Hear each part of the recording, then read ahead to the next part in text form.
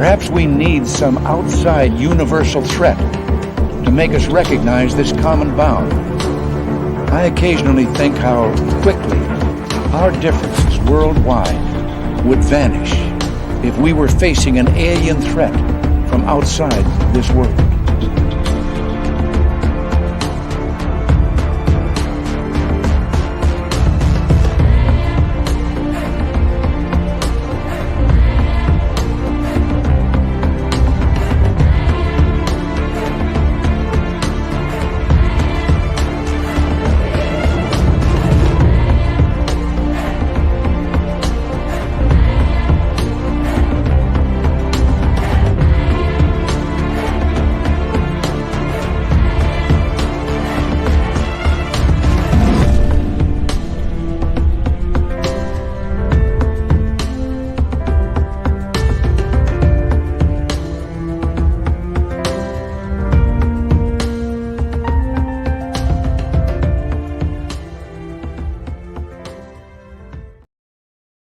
Welcome to the Thursday night edition of Spaced Out Radio tonight. My name is Dave Scott. We had to have a little bit of a change in guest. Rob G is going to join us because Varla Ventura could not make it. Her son is not feeling very well tonight, and so she had to play the role of mama, which is always more important. But nonetheless, we're going to have a great show for you tonight, including race fan in the gold medal position, SJ with a silver, Michael Fontaine with a nice bronze medal tonight. And we got the lovely and talented Kira. And Karen in the Woo Train. Dirt Road is back. Hi, W. Decker. Brown Dwarf, Leafy Nebula, and Puck Elf. Good to see you all. The Watermelon Head Rough Rider is here. Lee the Bee, good to see you. Tim Mothman and his goatee. Thanks for coming on in. Both entities, that is. Major Lee, how are you? Good morning to you in the UK, and thank you for kicking off the Super Chat tonight. Super Chat is a wonderful way to support what we do on this show on a nightly basis, so that is very, very good. And let's go to, where are we here? Continue our scroll down here. We are in, hold on, where are we? Kitty Cattywhack is here. Kitty Cattywhack will be signing autographs after the show. Line up to the left of the studio, if you don't mind, to the left of the studio. Cosmic Joe, Mama Catherine, mwah, I always get excited to see you, Mama Catherine. I love you so much. Thank you for coming on in. Hi, Paramarv. And who else is next on our list here? Melvin from Mars. Rugged Source, good to see you back. And who else is here? Scrolling on down. Millennium, my man. What's happening? Continuing on with our roll call, we say hello next to Eternity Eternal. Good to see you. Operation Shutdown. Christine Lynn. Thomas Rock. Woo Poo, how you doing? Continuing on, let us next say hello to, well, Doug Shelby is here. The Doug Shelby has arrived, which means we can officially start this show. W. David Page, nice to see you. And who's signing autographs next? GW is signing autographs next. He'll be signing autographs. Line up to the right of the studio, if you don't mind, to the right of the studio. Al Gray on Twitch has joined us after a heavy workout doing 500 pull-ups in 48 seconds. 500 pull-ups in 48 seconds. Yep. Phineas over on Twitter, or X, how you doing? Good evening to you. Scrolling on down, let us say hello next to Nina Williams. Thank you for coming on in. And River Boris, good to see you. Warden Dragon, good to have you here. Hi, Skip to my Lou, good morning to you. Mary R., thank you for joining us. Hello there, Rich Buddy. Continuing on with our roll call, the lovely and talented J-Cat has returned. Good to see you. Ebenezer Geezer, welcome to SOR Chat. This is like Romper Room, but way awesomer. Yes, it is. Yes, it is. Yes, hope you brought your tinfoil, because we need that. Giannis Roast, how are you? Welcome. She prefers the silent J. Giannis. Love it. Anytime I get to go silent J, it makes me happy. I don't know why. It just feels so comfy. Rolling off the tongue. Look at that. Giannis Roast. Just try it. Say it with me. It feels good. It really does. All right, let's get the radio and podcast sign going. Hello and welcome to the radio and podcast side of Spaced Out Radio tonight. My name is Dave Scott. Always appreciate you tuning us on in, as tonight it's a free-for-all on ufology and much more. Sweet Robbie G from After Hours on our YouTube channel will join us as our guest tonight as we are in roll call. And there's Bill WD-40 currently lubing us up for tonight's show, because you always want to go into a show nice and smooth. You don't want rigidness. You don't want it to be uncomfortable. You got to go into a radio show smooth. So Bill makes sure he lubes us up nice and wet. That's right. We are in roll call. Rono, how are you, buddy? Richard Elmore, thanks for coming on in as we continue on with our roll call tonight. And it's going to be a good time. I promise you it's going to be a good time. The super chat is open, kicked off by Major Lee tonight. We very much appreciate it, Major Lee. So thank you very much. And don't forget, you can shop at our Spaced Out Radio store. We do not have ugly swag, people. No ugly swag at our store. You can wear our stuff out in public and be proud of it. And thank you to those who do some shopping there. We really do appreciate it. Sweet Robbie G coming up here momentarily. We're going to have a great show. So do me a favor. Throw those horns up. Let's rock.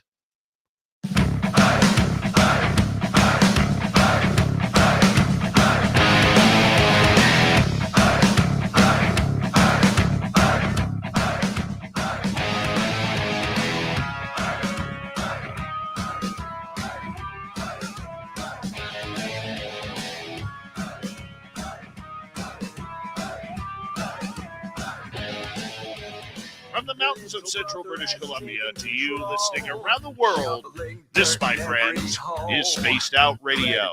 I am your host, Dave Scott, sitting in the captain's chair of SOR headquarters. We welcome you to tonight's show on our terrestrial affiliates around North America. Thank you so much for tuning us in wherever you are on Earth. All of our archives are free. Join us at youtube.com/Spaced Out Radio. Do old Davey the favor, hit that subscribe button. You can follow us on X at Spaced Out Radio, Instagram at Spaced Out Radio Show, and on Patreon in the Space Travelers Club. Our website, spacedoutradio.com.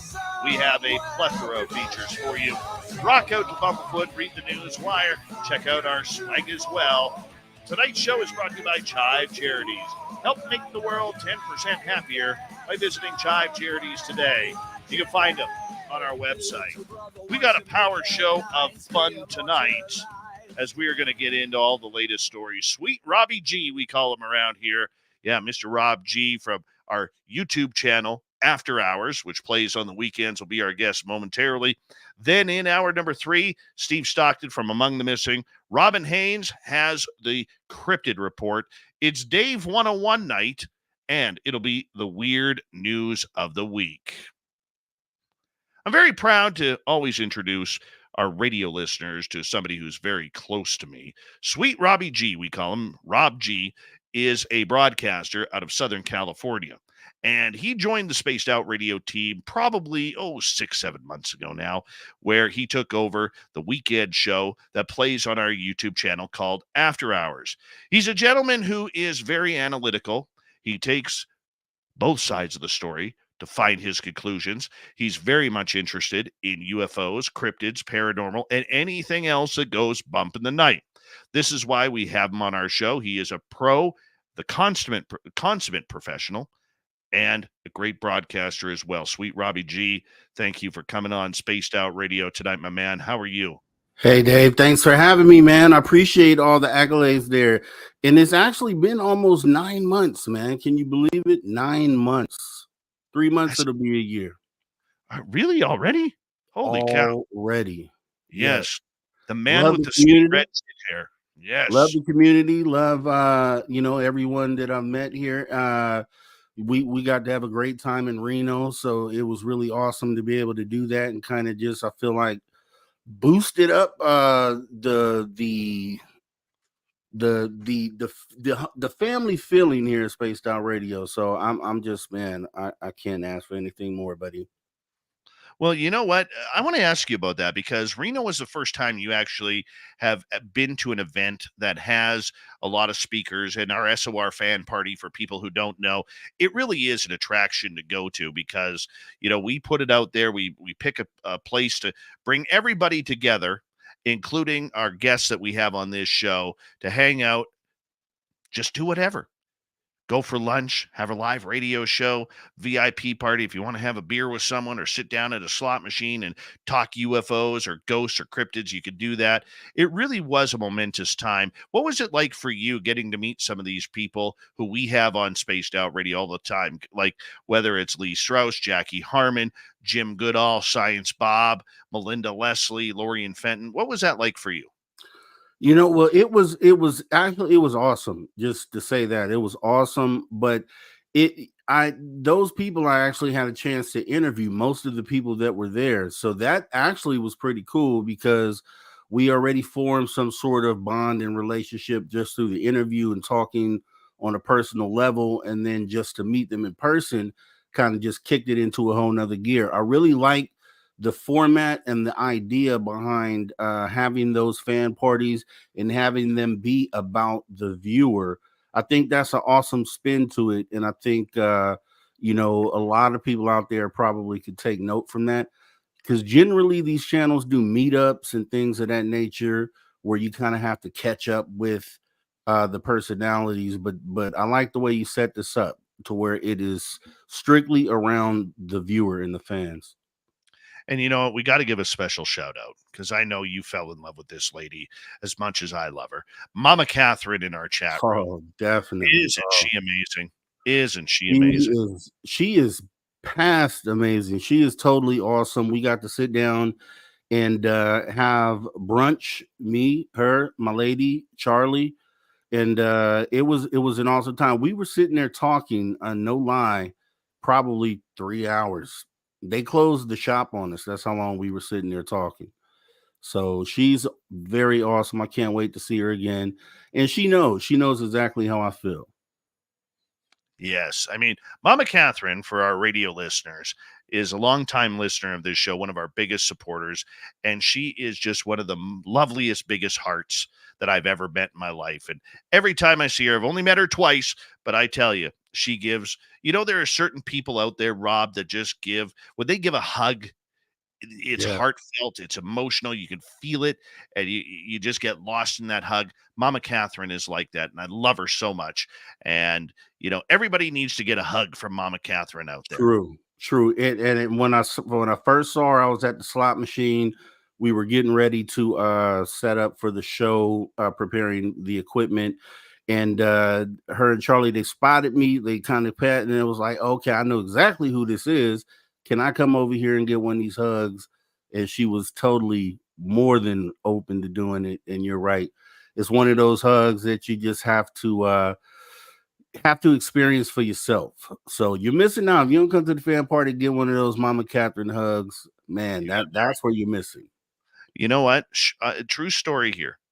Mama Catherine literally texts me every morning to wish me a good day. That's And it awesome. is so heartwarming. And that's how I start my day out every day. And I got to tell you, when my mom passed away last year, I felt a real loss, as anybody does who loses a parent. And I actually, asked Mama Catherine one night while we were sitting in this studio, and this one we were on commercial break. I said to her, I said, "Can I adopt you as my new mom? Mhm. Because I miss having a mom." And she just opened up her arms. She goes, "Of course you can. I love you, Dave." And just she melts my heart. Melts my heart. Yeah, my girl Brittany loved her. And she's genuine. She's a genuine person, and that's kind of that's the type of interaction that I give to people, and I would hope to get from people. So you can tell she's a true genuine person, and she knows her stuff. She knows her stuff. Like, she knows the history of this, and she can sit down and have a conversation with you about the phenomenon, no doubt. Let's talk about Sweet Robbie G here. Okay, because you're somebody who is relatively new to the paranormal UFO cryptid world, but you have a lot of questions. You've had some experiences in your life that kind of led you down this path. What made you so excited about learning about what's truly going on in this weird world that we cover? I'll tell you, it was, when I tell this story, I've been led to this, and as weird as that sounds, it's been about 6, 7 years ago now.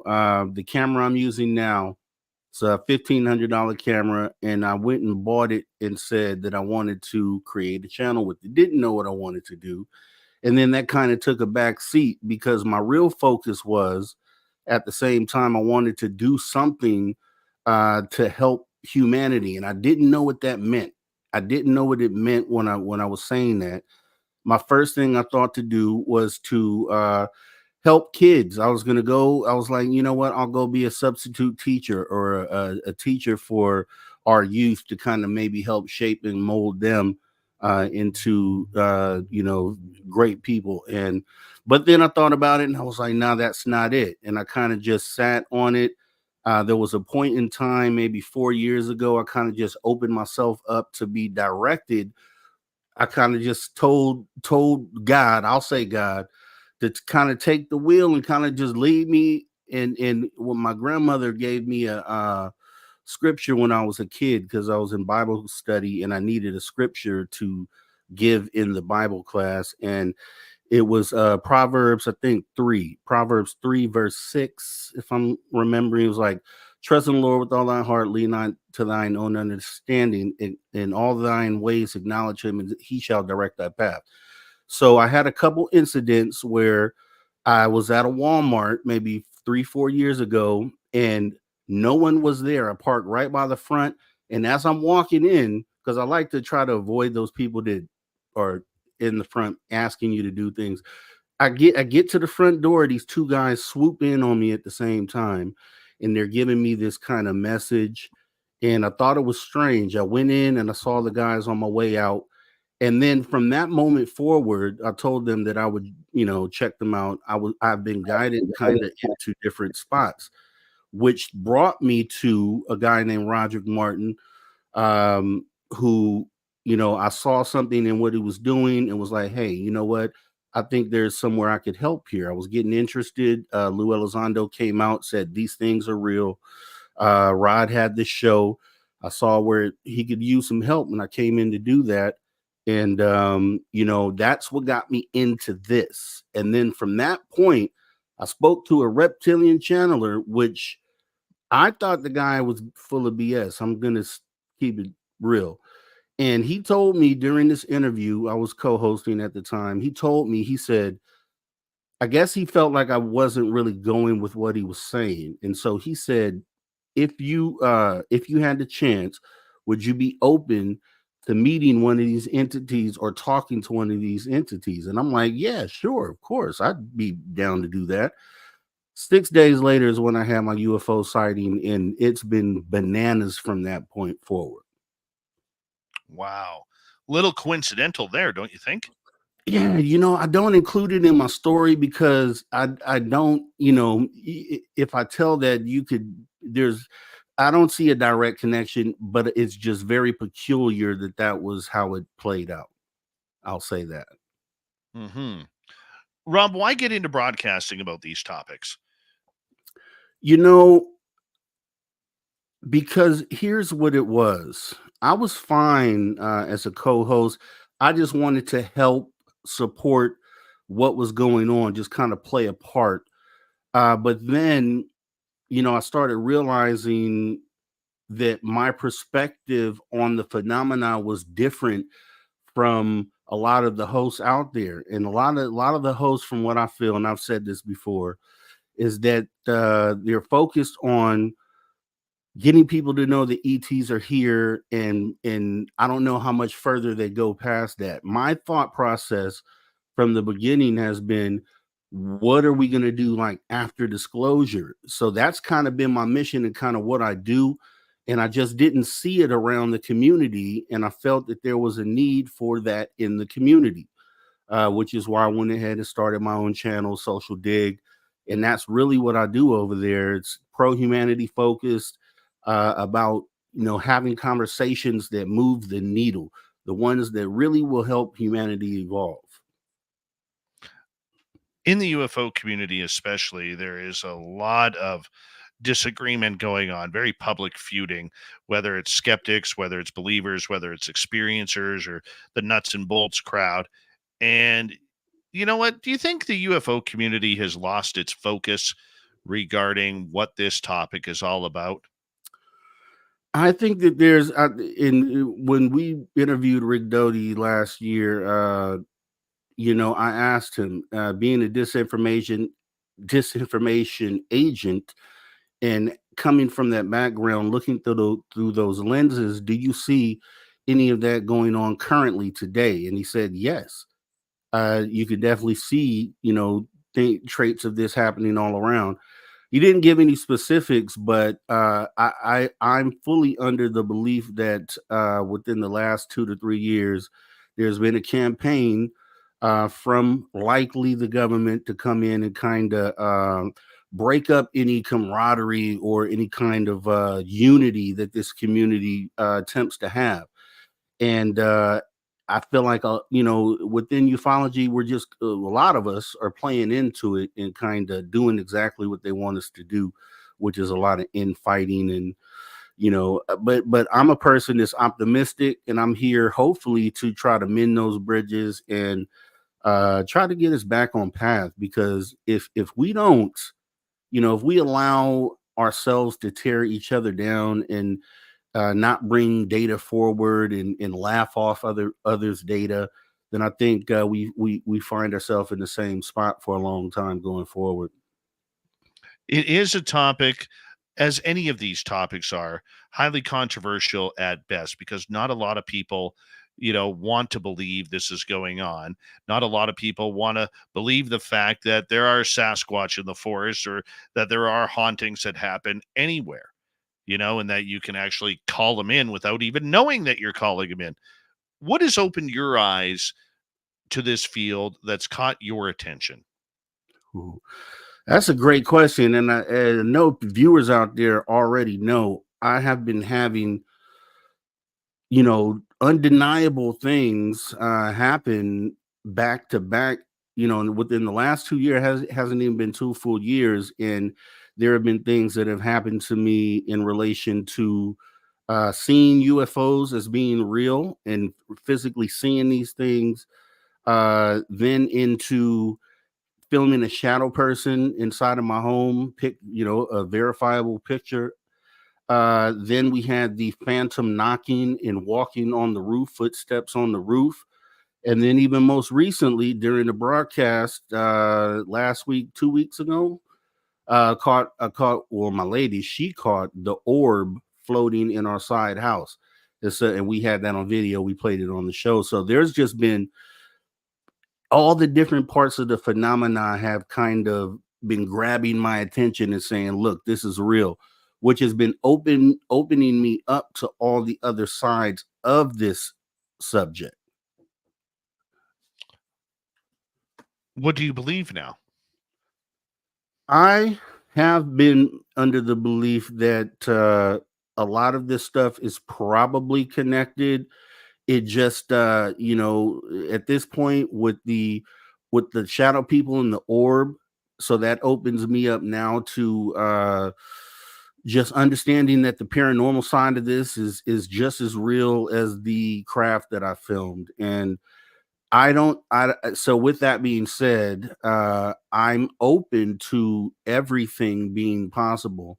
When I explain that we know of things in this world that we can't wrap our minds around, like space being infinite, like something being infinite, period. If we don't understand that, but that's something that we're trying to explain is a real thing, then what else could be real? And that kind of just opens it up to everything under the list. And that's the big question, though. What is real? What is our mind? What is playing us? What is not playing us? We like to call it the phenomena, because the phenomena just seems to act on its own accord. It's out of control. It seems controlled. We never know what it's going to give us. And if we open our eyes to it, it's absolutely amazing and absolutely freaky as well. You're Yes. somebody now who has captured a shadow person on camera in your house. You have orbs going through your house. You've seen a UFO. I mean, do you feel that this phenomena is trying to awaken you as it is so many around here? You know, Dave, I swear, I talked to Jax about this last week, and that's what she said to me, and I agree with her that it's the phenomena showing me all these different parts that I didn't feel I wasn't 100% in on, and that it's kind of showing me, look, these things are real.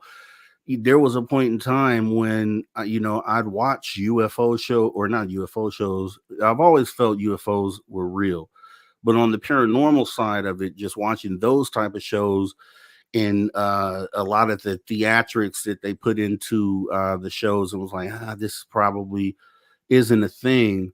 But like I said, the phenomena just keeps opening my eyes, and but that's also an issue because with all that, and even though it's evidence, right? I don't want to fall completely into the. I don't want to lose my skepticism, right? Because I think that needs to be there, especially as a host, to be able to still walk the middle of the road and not be all in. You know what I mean? And so that's kind of the battle.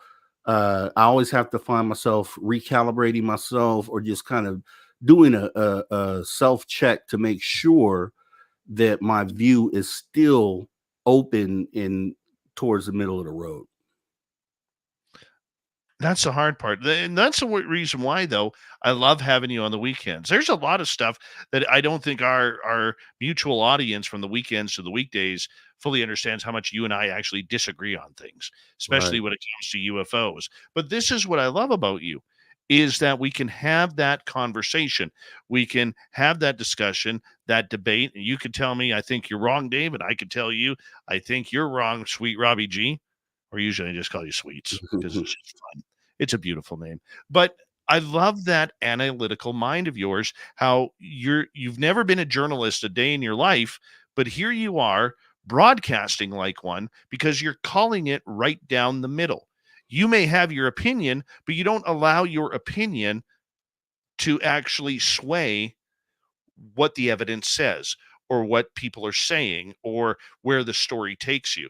And I think in this field, Rob, that needs to be commended a little bit more than what it is, because so many people are doing YouTube channels, doing podcasts with a slant on where they want this story to go because it goes with their belief. Yet Yeah. you're down the middle. How hard is that to be down the middle when you have your own opinion? It's definitely I won't say that it's hard, because really what I think it really goes back to is just being your true authentic self, right? So if I'm just being me, and I'm not putting on a persona, then I'm talking to you as I would off of the show, just in person. Mama Catherine, she can attest to that. We've had that conversation in person.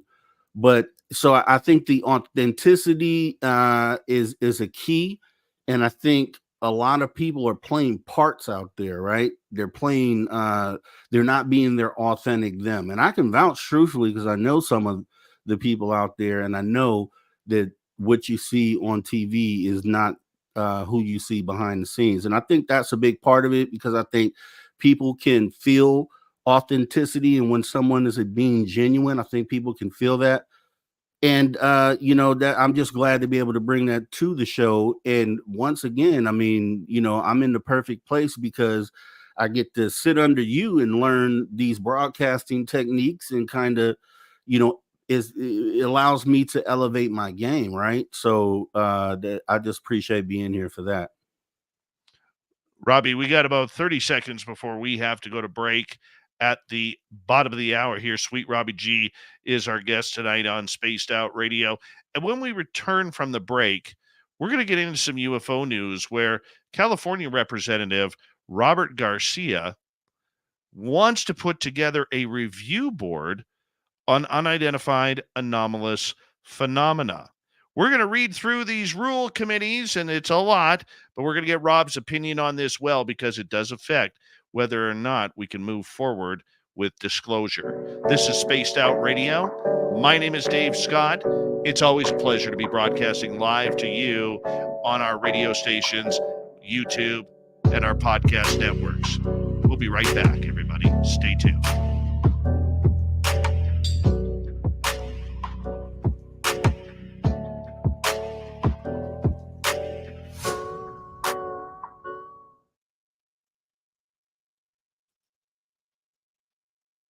All right, we're clear. Alex Sanchez, Scott B, Lex Diaz. Nice to see you guys. Thanks for coming on in. Good start there, Sweets.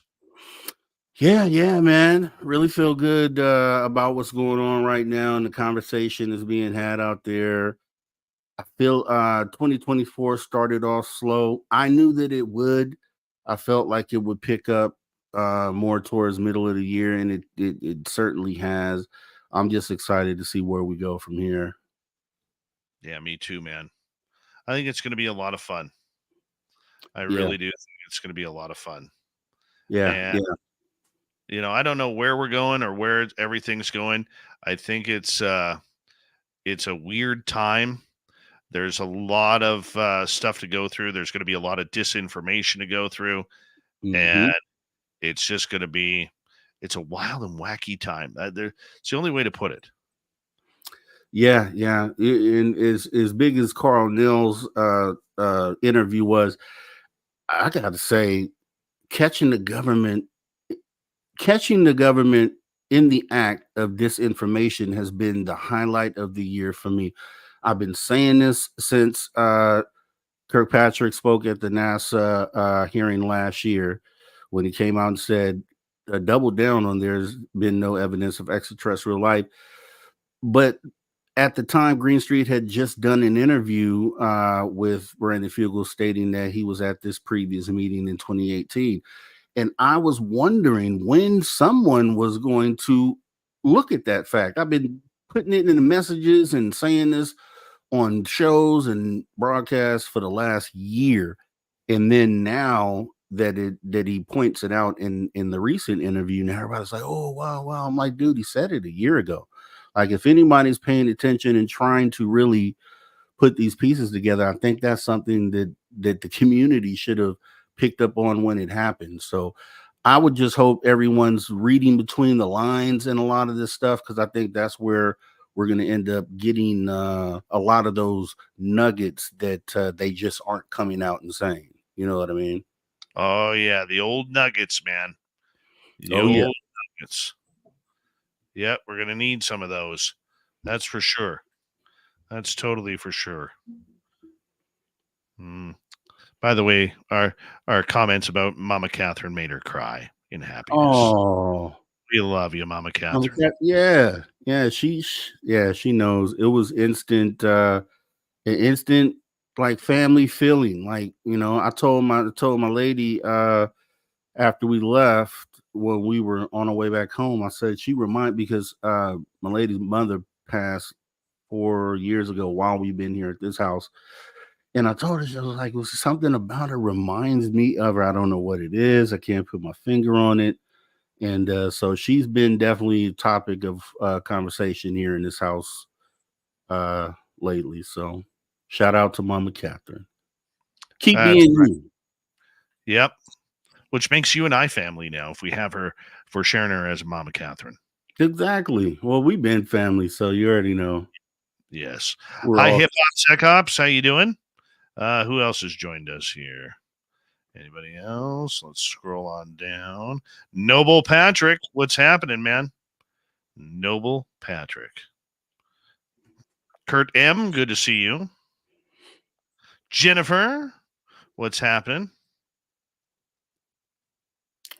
All right, Jennifer, I'll get to that question for Rob in hour 2.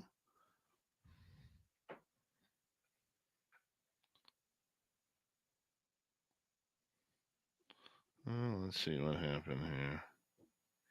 Let me just hold on. Oh, must be a pocket dial. Must have been a pocket dial. All right, the original AA Ron. How you doing? Your chair is awaiting for you, AA Ron. Noble Patrick, the Ferret, good to see you.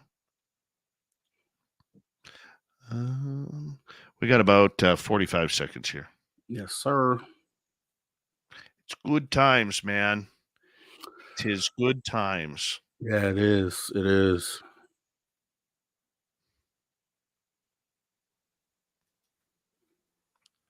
All right, what else are we doing here? Got that ready. Got that ready. And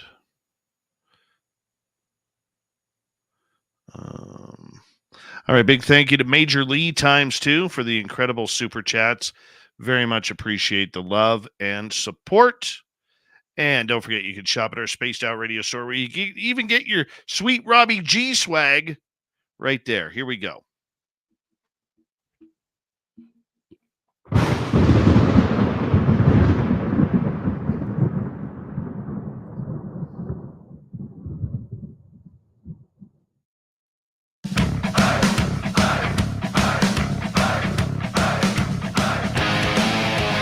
Here we go with the second half hour of Spaced Out Radio tonight. My name is Dave Scott. Thank you for tuning us in and listening to our tinfoil topics. I want to remind all of you that if you've missed portions of this show or others, you can always check out our free archives by going to youtube.com/Spaced Out Radio. Do old Davey the favor, hit that subscribe button. Our website, spacedoutradio.com. We have a plethora of features for you. Rock out to Bumblefoot, read the news wire, check out our swag as well. Follow us on X at Spaced Out Radio, Instagram at Spaced Out Radio Show, and on Patreon in the Space Travelers Club. Here we go. Sweet Robbie G is our guest tonight on the show as we are talking all things weird and strange going on in the world. Sweets, welcome back. Glad to be back as a guest. That feels good, man. It feels good. And you know what?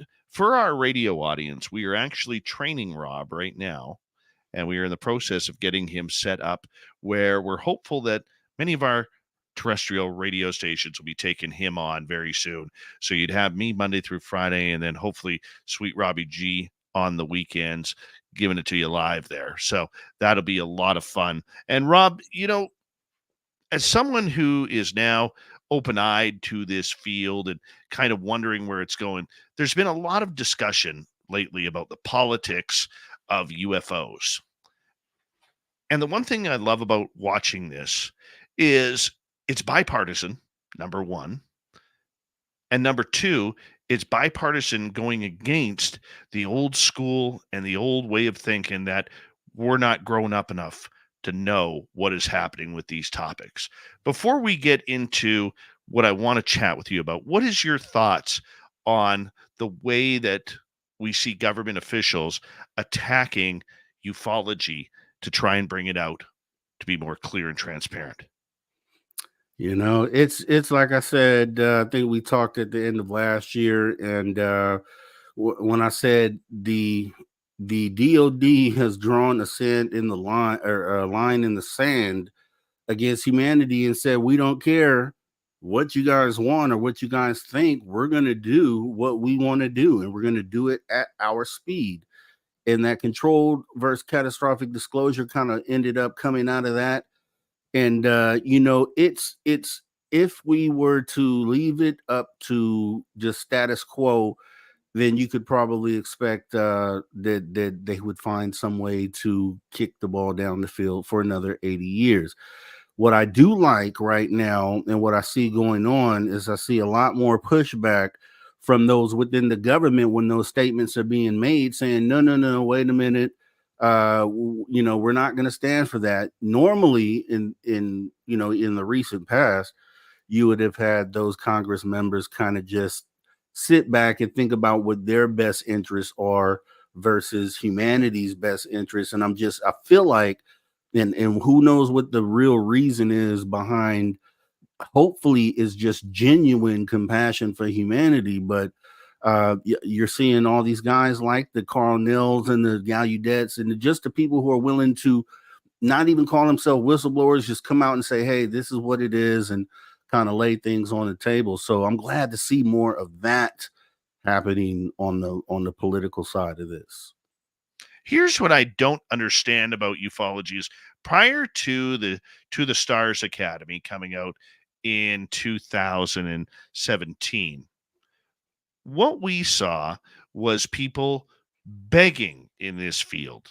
And I don't know if you were following the field back then, but people begging in this field for government officials to finally wake the hell up and start taking this subject seriously and putting pressure on the secrets that were only trickling out about Roswell, about Eisenhower, about Bob Lazar, about all of these stories. And when it finally happens, when we finally get people discussing this and coming out, we're all like, we don't believe you. This is a farce. This is grifting. This is, telling lies in order to get more money for budgets. We don't want to believe them. We asked for this as a community. We demanded it as a UFO community. And the minute it gets here, half the community is absolutely tearing their hair out because they don't believe anything from Gallaudet. They don't believe anything from Tim Burchett or Anna Luna or AOC or Matt Gates or Gallaudet or whoever it may be. I don't get what we want. What Yeah. I mean, are you as baffled by this as I am? Dave, I am, and I've been saying this. I've been saying this lately, and for a while now. That it's so strange that those within this community that should want to get to that disclosure point and past that, how quickly they are to tear down potential evidence without vetting. We literally just had this conversation on my channel not even a week ago, when we did a call-in show, and one of the points was, that we were looking at some evidence of something. There was this Dobby ET video, if you're familiar with it, from a few years back. It went viral initially.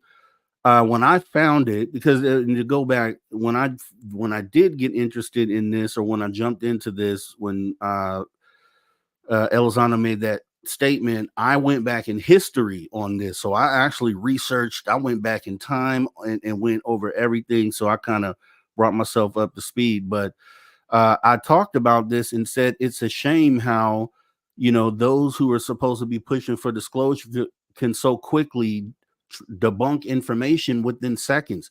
Like, you haven't even give it time to soak in at what you're looking at. You haven't even taken the time to take the data yourself and kind of process it and then vet it and then come to a conclusion. We're finding that I'm seeing that there's a lot of people within the community that make rash decisions the same as skeptics do. And it baffles me. It boggles my mind. And I'm a real proponent of whatever the evidence is, let's bring it in, let's put it on the board, let's vet it, let's get it vetted properly, and then either throw it out or keep it, whichever one, the vetting, after vetting, what conclusion we come to. And it just really bothers me that there are people within the field that are so quick to debunk, because I think we passed over a lot of good data doing that. Well, the other thing too is I'm not saying that these people shouldn't be questioned. I'm not saying that we have to take their words verbatim. Okay, because I do have a lot of questions that I would like to see answered. I think they keep skirting around the topic. While when they go behind the closed doors into skiffs or private meetings, that's where the juice is. That's what we're thirsty for right there. That's why I call it the juice all the time. Give us the juice. Okay. But I don't like the fact that we asked for this. We asked for people to come out, whether it's Elizondo, whether it's Mellon, whether it's, like I said, the politicians who are now discussing this. We've had military members come out and talk about this, never mind just the fighter pilots who've had encounters, and we roast them. Many in the community roast them. Look, I'm not saying we shouldn't track down their story, because as you and I know, you have to call a story right down the middle. You have to be able to have that thought process that these people who are telling us this have been lying to us for a long time. Maybe not those specific people, but people within this subject. And I understand that's where the questions need to be asked. And I also understand that a lot of these politicians either don't follow the UFO world and what we do, or have declined interviews with channels because they don't want to have a full out conversation about this. So, my question to you regarding this is, where's that happy medium? We want what we want, we got what we want, but we don't trust the answers that we're getting. But we need those answers in order to help move the ball forward, even if it isn't the truth, the whole truth, and nothing but the truth. I think part of it stems from the fact that the government has been an entity not just related to UFOs, but related to all other aspects of life. Truthfully, in society as we know it, they've been known to be deceptive and not forthcoming, not transparent in giving information. Right, going back to Kennedy is Burchett likes to bring up a lot. Kennedy and a lot of other things they covered up, and a lot of the atrocities that they've done to just the American citizens and in our men and women in service. I mean, when you look at that and now it's time to sit down and have a conversation with the entity like that, there's already a deep instilled belief that they don't always tell the truth. So I guess that being in the back of your mind, so whether you're a skeptic or non-skeptic, I think both sides can agree on that deceptiveness being there. And so maybe that's where the questioning of government officials comes from. But the happy medium, right? I don't know if maybe we wouldn't look at it like that if they had not closed the door on capturing data from experiencers like yourself and myself and everyone watching the show. Because I think once they closed the door on that and then said, hey, the correct answers can only come from someone within the government or, qualified credentials, then I think that might be where the divide happened. And I don't know how you fix that. Maybe they should open it up to experiencer data because we have all the data. So I think that might be where it kind of stems from, though. Yeah, and that experiencer data is something that we need to talk about and get into a little bit more, because that right now is the complete denial of what is truly going on in the UFO world. And if they are paying attention to what people like Dr. Gary Nolan is saying at Stanford, the experiencers are the people who allow us the new information and the new leads to follow. And if we eliminate those people who've had experiences, we're not getting further ahead. We need that new information. What are they experiencing? What are they going through? How are they going through it? How is it affecting their brain? How is it affecting their body? What are the side effects? Well, what do downloads mean? Because people claim to have these downloads. I mean, there's a plethora of questions that, that scientists who are deeply studying this, that may not get the attention every day, are needing those answers to. And that involves regular people like you and me, or the people listening, who've seen ghosts, who've seen UFOs, who've seen aliens, who've seen Bigfoot. We need that. Yeah, and I think our data has been shut out because if our data was used, then it would be game over. It would be with everything that's out there on the experiencer side of this, all the different experiences and aspects. I think if that data were to be taken in, to be pretty much clear as day.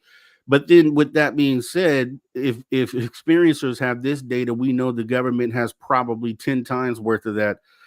What I consider a great video that I took of my UFO sighting, I'm sure the government has image and video 10 times better than what I have of the exact same object. So it's there. They are aware. And then here, the other side of it is when we look at the government, the government is a machine, we look at it as a one entity, when really is made up of a lot of different human beings, as far as we know.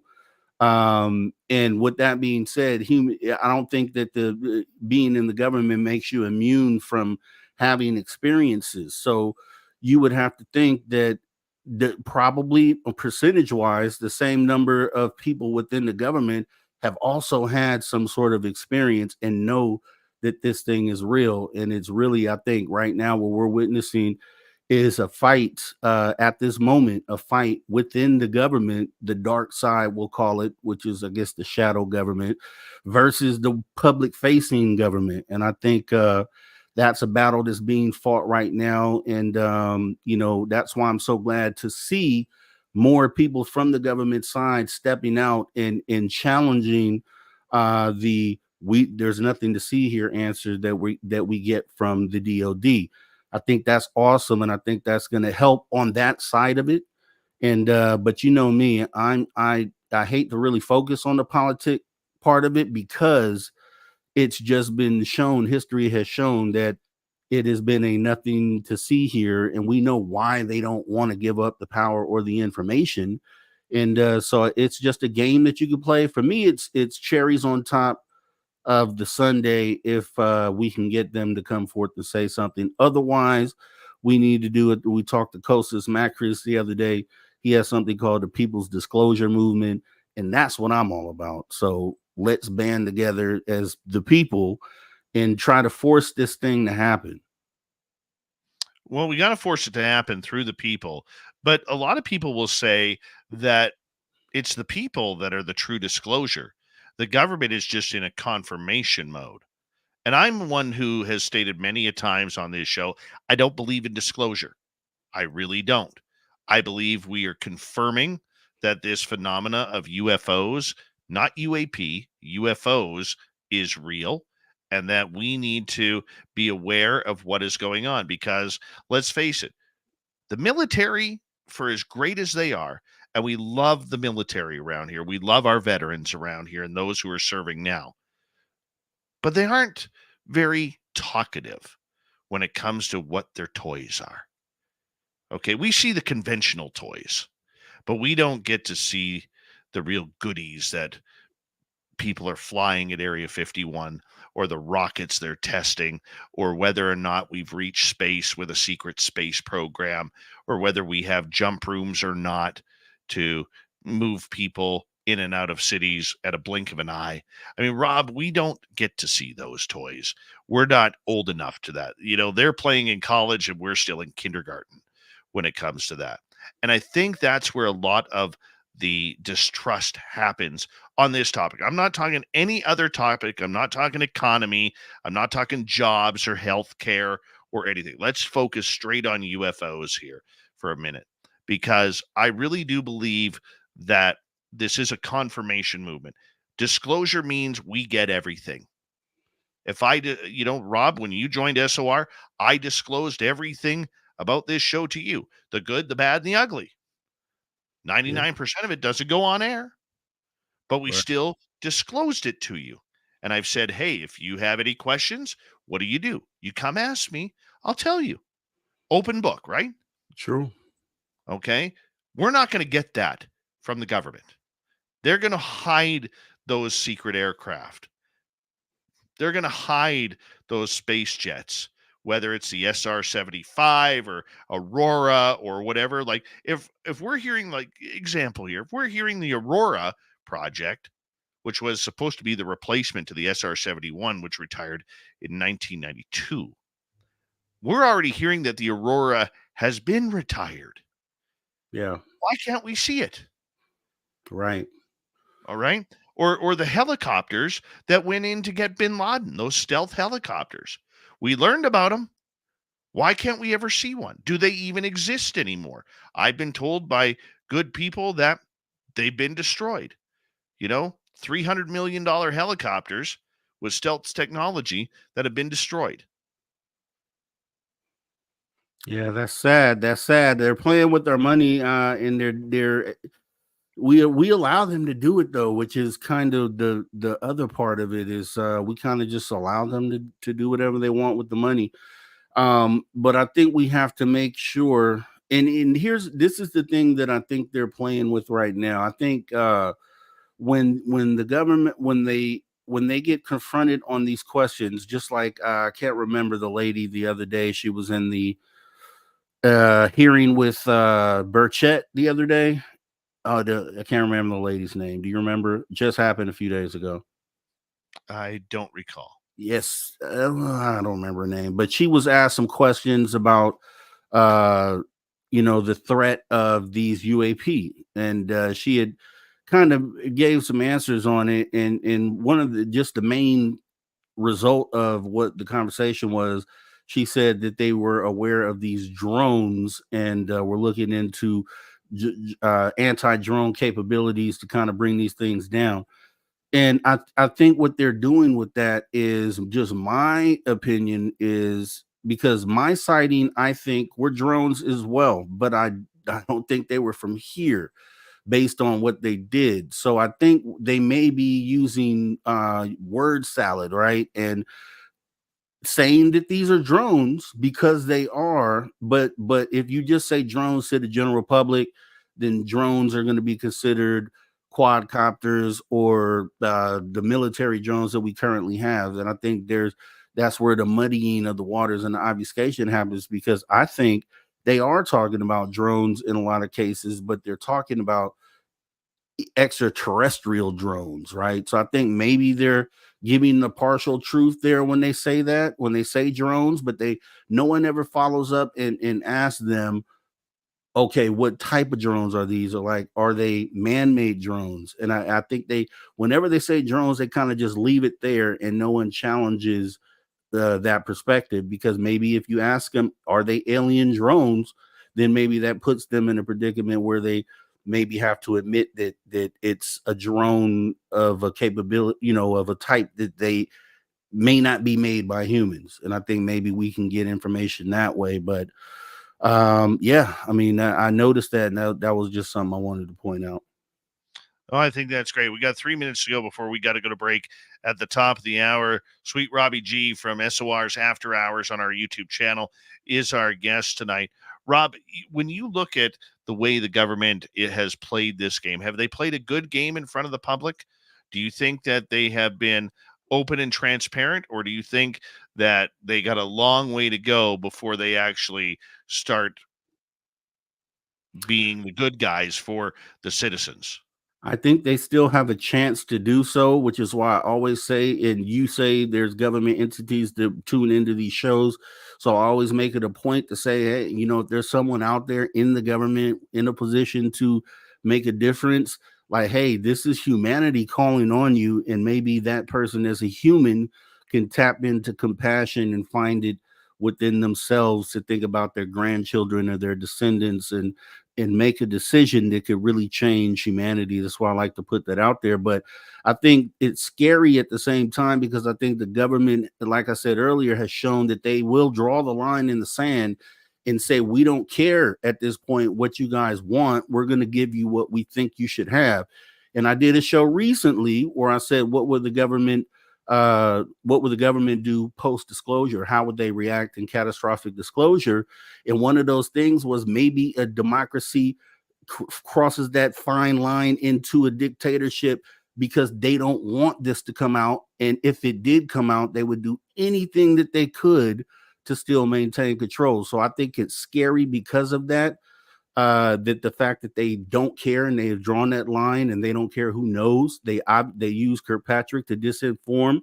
He got caught in a lie. They don't care who knows about that. That's scary. That's a scary thing, because at this point they should have, if that happened, or if most of these things happen, they should have been able to step from behind the curtain and say, okay, we want to do what's best for you guys. Here's what's going on. But we know that's not happening, and they've told us that they will not do it. So what's the point? 45 exactly.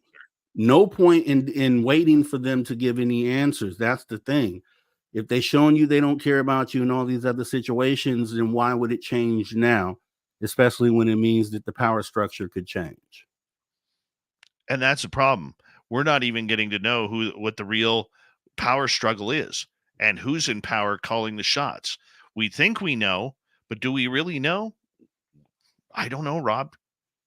I don't think we do. I think the only way to fight it is for those government officials who are taking stands for more of them, and even more connected to those programs, to come up and step up. That's the way you can fight, fighting from the inside. Otherwise, humanity has to get together and figure something out. And it's literally something we have to do, because this will be looked at 500 years from now, looked back on as a failure or a success. Sweet Robbie G and me continue on Spaced Out Radio. My name is Dave Scott. Hour 2 is next, everybody. This is Spaced Out Radio with host Dave Scott.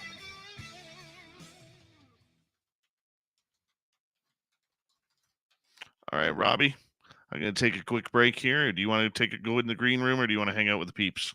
Green room for a second. I got to go do some. All right. We'll be right back. Mongo, how you doing? Lighting the Dark remote viewing. Welcome to SOR chat. And if you have any questions for myself or Robbie G, when we get back, put them in capital letters. We'll be right back.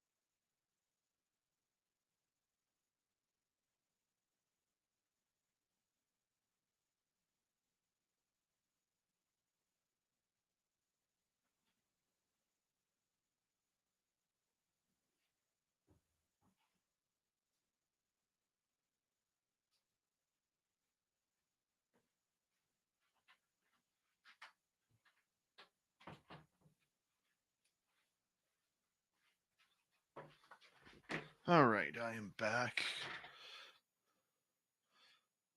DA, thank you for that lovely super chat.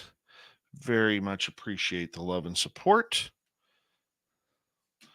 Thank you. We're going to have her on as a guest in August. Yeah. All right. We're getting some of your questions in here. Where's my brother Eugene? Is he here? I haven't seen him in the chat room.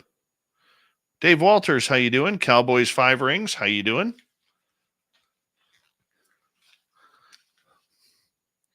Is everybody well lubed up from Bill WD-40?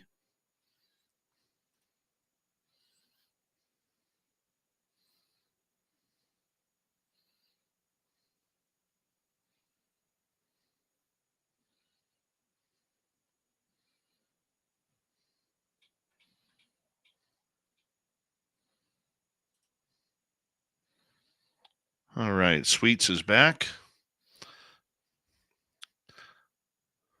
He looks like a stoplight right now. Reverse stoplight. Yeah.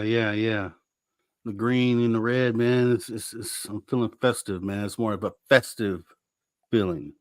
Absolutely. You're a Christmas tree right now.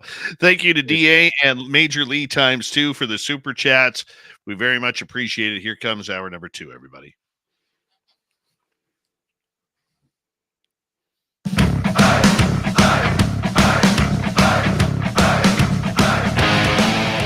Here we go with hour number 2 of Spaced Out Radio tonight. Thank you for joining us. My name is Dave Scott. We always enjoy earning your listening ears wherever you are on this beautiful planet we call Earth. Hello to everyone listening in on our terrestrial affiliates around North America. We really do appreciate you filling us on in, or letting us fill in your time. That's for sure. And our website, spacedoutradio.com, we have a plethora of features for you. Rock out to Bumblefoot, read the Newswire, check out our swag as well. All right, the Desert Clam has set the password for tonight in the SOR Space Travelers Club. Verificationism. Verificationism is your password. Use it wisely, Space Travelers, as the Clam sets the password each and every night right here on Spaced Out Radio. You can follow us on X at Spaced Out Radio, Instagram at Spaced Out Radio Show, and on Patreon in the Space Travelers Club. Here we go. Sweet Robbie G is here. We're talking all things UFO and cryptid and paranormal, and we're going to take some audience questions here. Sweets, welcome back. Appreciate you. Glad to be back, sir. Glad to be back. Before we get to some audience questions, I want to go over this because this came down today. It sent the UFO community into another feeding frenzy like piranhas. Representative Robert Garcia from California has put out an amendment, 118-36, to a Rules Committee print. And what's it about? Subtitle D, Unidentified Anomalous Phenomena Disclosure. Establishment and powers of the Unidentified Anomalous Phenomena Records Review Board. Part A, Establishment. There is established as an independent agency a board to be known as the Unidentified Anomalous Phenomena Records Review Board. Appointment, in general, point 1. The President, by and with the advice and consent of the Senate, shall appoint without regard to political affiliation 9 citizens of the United States to serve as members of the review board to ensure and facilitate the review, transmission to the archivist, and public disclosure of government records relating to unidentified anomalous phenomena. Part 2, period for nomination. The President shall make nominations to the review board not later than 90 calendar days after the date of the enactment of this act. 2B, if the Senate votes do not confirm a nomination to the review board, the President shall make an additional nomination not later than 30 days thereafter. Number 3, consideration of recommendations. A, the President shall make nominations to the review board after considering persons recommended by the following. Point 1, the majority leader of the Senate. Point 2, the minority leader of the Senate. 3, the Speaker of the House of Representatives. 4, the minority leader of the House of Representatives. 5, the Secretary of Defense. 6, the National Academy of Sciences. 7, the UAP Disclosure Foundation. 8, the American Historical Association. 9, such other persons and organizations as the president considers appropriate. If an individual or organization described in subparagraph A does not recommend at least 2 nominees meeting the qualifications stated in paragraph 5 by the date that is 45 days after the date of enactment of this act, the president shall consider for nomination the persons recommended by the other individuals and organizations described in such subparagraph. The president may request an individual or organization described in subparagraph A to submit additional nominations. So we go on with this nomination thing here for a while. All right. But it gets to security clearances.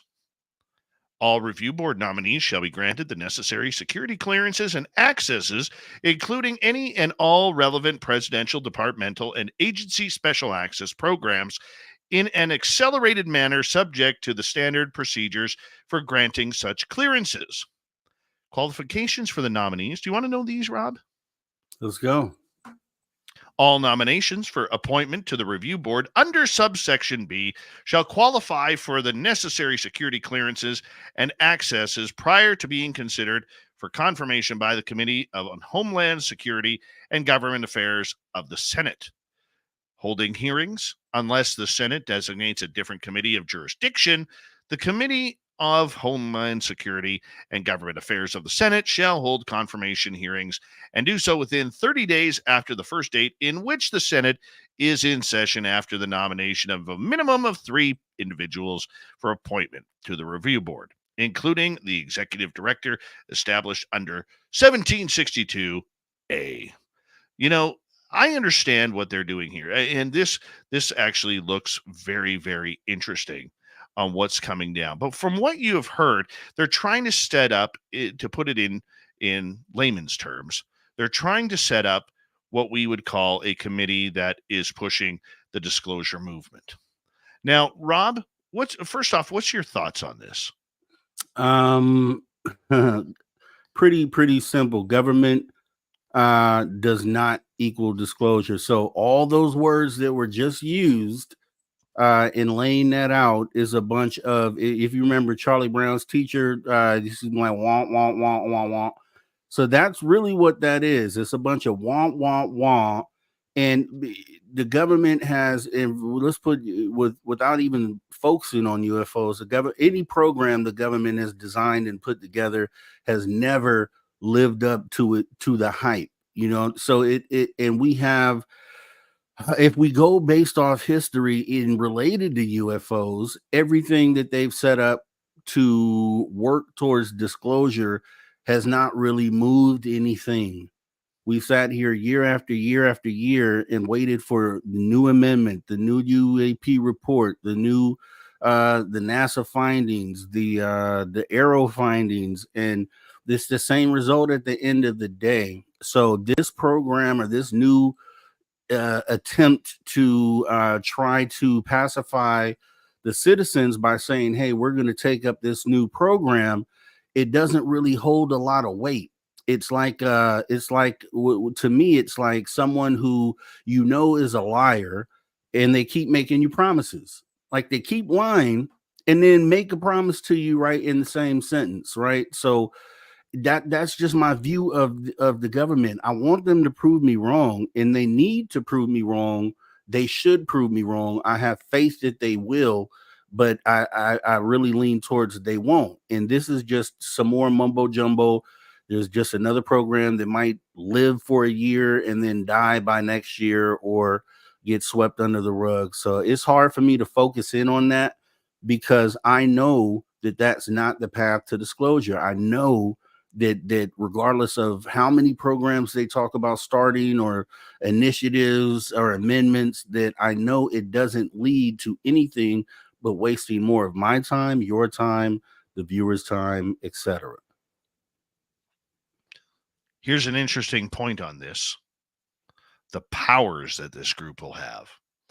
In general, the review board shall have the authority to act in a manner prescribed under this subtitle, including authority to direct government offices to complete identification aids and organize unidentified anomalous phenomena records, to direct government offices to transmit to the archivist unidentified anomalous phenomena records as required under this subtitle, including segregable portions of unidentified anomalous phenomena records and substitutes and summaries of unidentified anomalous phenomena records that can be publicly disclosed to the fullest extent.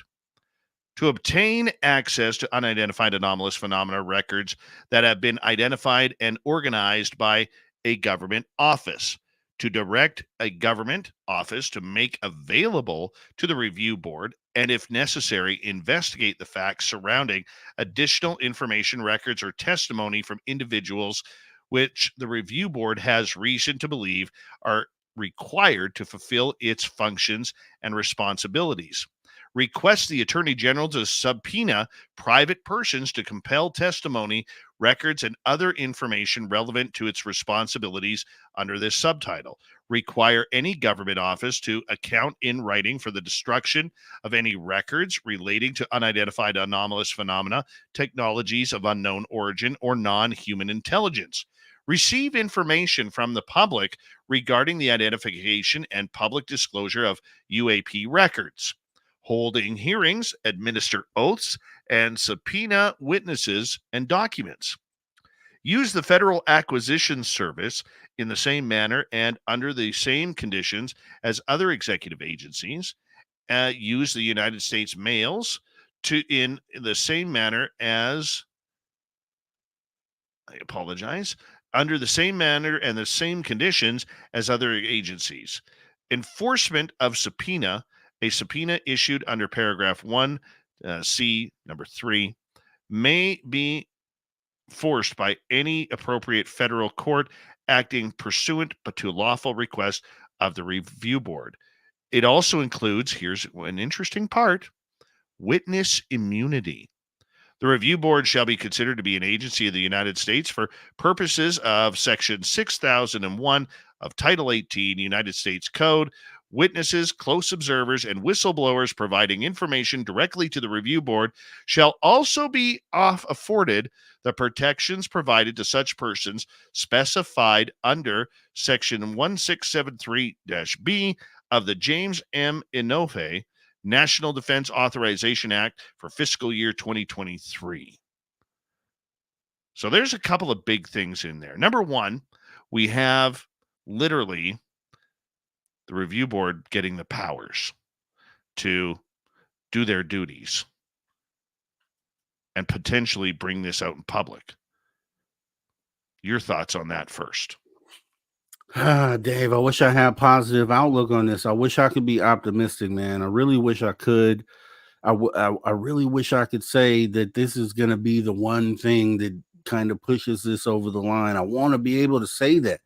I want to be able to have that discussion and really include the things that the government are saying into the equation. I want to, but I can't because they have already wasted almost 100 years at this point, which is unacceptable.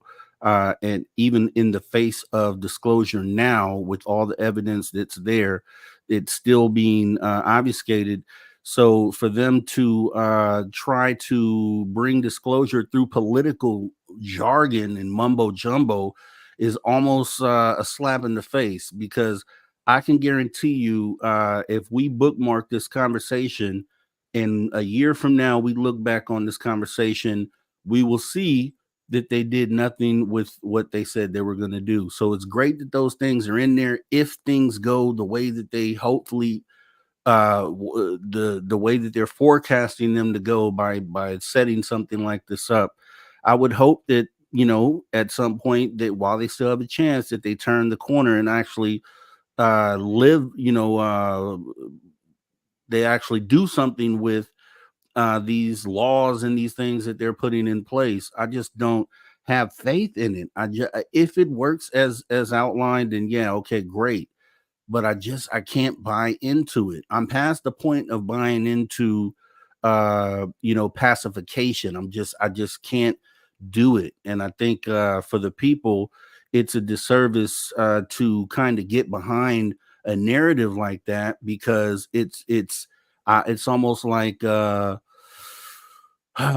it's like blindly leading people into a situation where there's going to be failure or disappointment at the end of that journey. And I can't do that anymore, because they have not showed that the best interest is for them.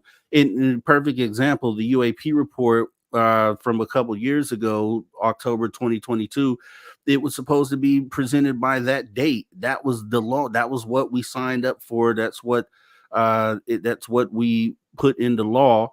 And they still said, so what? They still said, so what with that? And that's just delivering a report.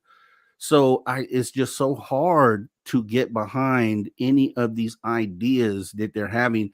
And I think they're literally just ideas for distraction. I think that thing that you're mentioning is just another something to kind of keep you pacified, to see if it works out a year from now, whenever the date is set for them to deliver this or put this into law. It always takes about a year, and then the results come 180 days after that. And then we just find ourselves a year and a half wasted on something, because we keep putting our eggs in that basket. I mean, I think we can look at it and appreciate, the sincerity if they choose to actually go through with that and appreciate it. I think we can do that, but I just think we can't focus so much on it. You know what I mean? So, and it's just hard for me to do that. Here's one question that I would ask this gentleman. Would this mean that this new review board would become the new Arrow? Are they going to collapse the Arrow program, which has really zero to tell the UFO public or the world public about this? We know the job Sean Kirkpatrick did, which to many of us who study this subject was just an absolute farce. Whether that's him or whether he was put up to that, we don't know. So is this something that will replace Arrow? That's a question that needs to be asked. Okay, do they keep Arrow going much like they do the SETI Institute, which is supported by NASA? They've been searching for 50 years for any type of life out in space. They can't find it, but we know that they've had contact before. But NASA doesn't like to admit that. You know my feelings on NASA regarding this subject. So do you think that this is potentially a replacement for Arrow? Well, if it is, I think I still think it's not going to matter. I think if you look at every example of like Arrow or any previous program, the only way those programs netted any benefit towards us getting closer to disclosure is because they had whistleblowers that came out and told about the programs, and then told about the evidence that they had collected within the program. So if these programs go without whistleblowers coming forward to let us know the details, then it's just out of sight, out of mind. These conversations that they're going to have and information that they're going to reveal is going to be behind closed doors and those skiffs. We'll never get the actual data. You see it happening all the time. All we get to read is either the elation or frustration of Congress members coming out of skiffs where they really can't tell us what was said, but there's hope that, and we don't get anything out of it. The only time we do is if a David Grush steps out, or a Lou Elizondo, somebody who is really attached to those programs, who kind of come out and whistleblow. So if anything, if this program goes ahead and replaces Arrow, the best thing we could hope out of that is that someone in that program decides to step forward and say, hey, this is what we've found out within that program. So I think when it comes to those things like that, that it will all fall on the back of whistleblowers to make that even beneficial for any of us, or relevant for any of us on this level. Well, let's get to the whistleblowers part, because there was protection for whistleblowers put in there. And I think this is a good thing.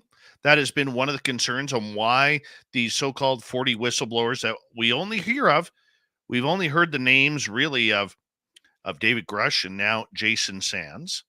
But apparently there's 40 plus out there that have already testified to Congress about this and have not gone public because they're either still working for agencies or their name is very much tied to other black projects or secretive projects that can't be happening. But we do know that there are groups of them talking.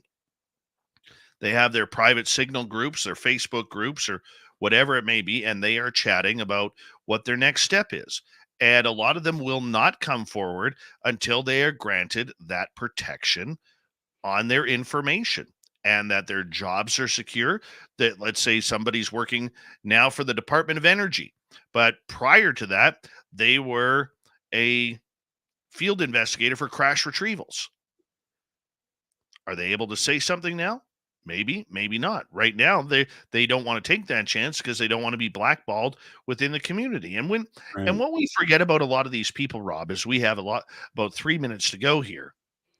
What we forget about this community is that outside of their positions, we treat these people like athletes or rock stars or movie stars. Okay, we forget that they're like you and us. Okay, we forget that they have mortgages. Maybe they're paying off their children's student loans or their own student loans. They have car payments. They have, retirement packages that they're filling out. They have hydro, cable, internet to pay for. They have food to pay for, gas to put in the tank. Okay. Yes. Most people still use gas. Okay. Sorry, California. But, we see a lot of this, Rob. They have responsibilities to their families. Maybe their main responsibility is, let's say if they're young enough that they have children that are in elementary school or in high school, or, and they got to pay for prom dresses and tuxedos and baseball and cheerleading and whatever the hobbies may be. They have bills. I look at, let's take you and I on this radio show. Let's say we were making a government salary on this. So let's say $70,000 a year. Would we want to risk that income that we need to provide for our family to whistleblow on it if somebody above us came out and said, you are not going to go public, otherwise your career is over? Are you going to do that? I'm not risking it. My family's more important. And I understand that. And so it's a dilemma, right? But at the same time, and it's hard because within history, you can go back and find many instances where one person had to step up to kind of sacrifice in a way themselves or their identity in order to stand up for the whole. And you just have those people that come along in history. Who knows who they are? I don't know how you even pick a person like that. But I would say if it was me, truthfully, and maybe I'm just saying this and I'm not in that position, but with the passion that I have for seeing humanity take that turn and taking into consideration the type of world that my descendants would inherit long past when I'm gone. So I would really consider and think about whistleblowing outside of getting approved to say certain things. I would simply say, hey, you know what? I may suffer for this, but the long-term outlook for humanity and my descendants would be brighter if I were to do this. And then that would be the conundrum or the contemplation that I would have sitting down to figure this out, because it's both sides are about family, whether you give up this position or whether you step out, break an NDA and change the direction of humanity. Right. Both things are about family. Next half of Spaced Out Radio comes up right after this with our guest, Sweet Robbie G.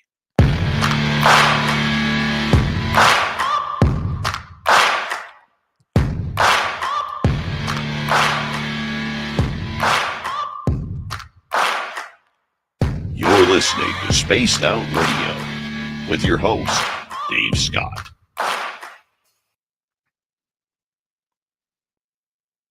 All right, we are clear, my man. All right. Tough conversations, man. I mean, that's what it is, though. Pie is not, pie in the sky, man. This is literally a really tough time that we have to get through, and we really have to have these conversations to figure this out. Because if we can hope the government will do best by us, and I hope they do. Really, that really deep down is what I hope they will do. I hope they'll just be like, someone in there will be like, you know what, man, we have a chance to save face. We have a chance to do right by the citizens. Let's just go ahead and come out and say this. I'm hoping that happens, but it's like it's day by day goes by. It doesn't seem like it is going to happen. And it's sad because then you have to make a choice as humanity afterwards. Do we still go with government? Do we still, want to stay under a power structure when they show blatantly that they'll draw a line as if they don't care about the citizens?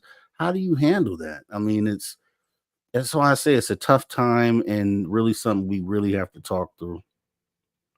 Oh, I agree, dude. I agree. I totally agree. All right. Anybody new popping in here? Let's take a look. Blue Cruise. I already said hello. Oh. Mama Susan, how are you? She fell asleep. She's on the good drugs.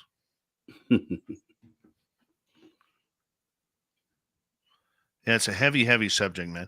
There's 47 pages to this. And I will now the link it worked for me, but it didn't work for Rob. Yeah, because I think you linked it from your C drive. If you just attach it to an email, then you can just send it to me that way. Yeah, I had it. I'm just gonna try something here. Hold on. See if I can get it this way. Of course. Where is it here? I'm going to forward this. Hey, Blue Cruise. And this is one of the sound bites that I have for this. So listen to this. This says it all. It is the world that has been pulled over your eyes to blind you from the truth. Rob, I sent it to your Facebook Messenger. Okay, let me check that. I got my email open. Yeah. Yes, it's the world that's been pulled over your eye. I think that was from The Matrix, and it's just so true. The Matrix has a lot of value in underlying tone of message of what we're going through. You know what? This document's actually a little too powerful.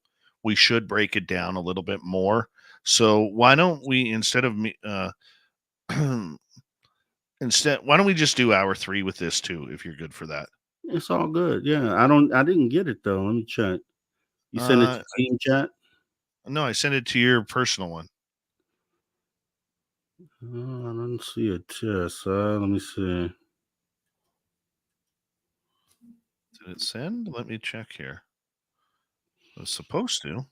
Nope. Oh, for goodness sake. Let me try this again. You know what? I'm just going to download this. No, we got time. All right. I'm just going to email it to you. All right. And then let's put the file in. Not one. Tables Max. Is that it? Let's see. Garcia. There it goes. Let's see if that downloads. All right. I'm sending it to you right now on email. Email? All right. Let me check. Look at that sweet Granty lip blade right there. Yikes. Okay. Yeah, this is huge. Moody Mongol, how you doing? The reborn and issue interpreted regulations terminated.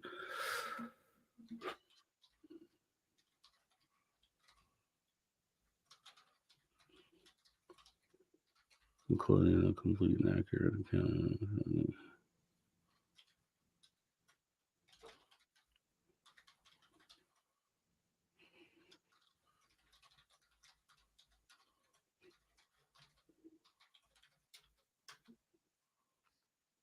Wow, 47 pages. Okay. That's what I said. It's heavy. Yeah, but it doesn't say anything, though. That's the thing. And all this legalese, political jargon. Right. Hey, we got 9 seconds here. Thank you, Major Lee and DAY Song, for the great super chats. Very much appreciate the love and support. It's a great way to support what we do. And here we go, everybody, in about 5 seconds. Stay tuned.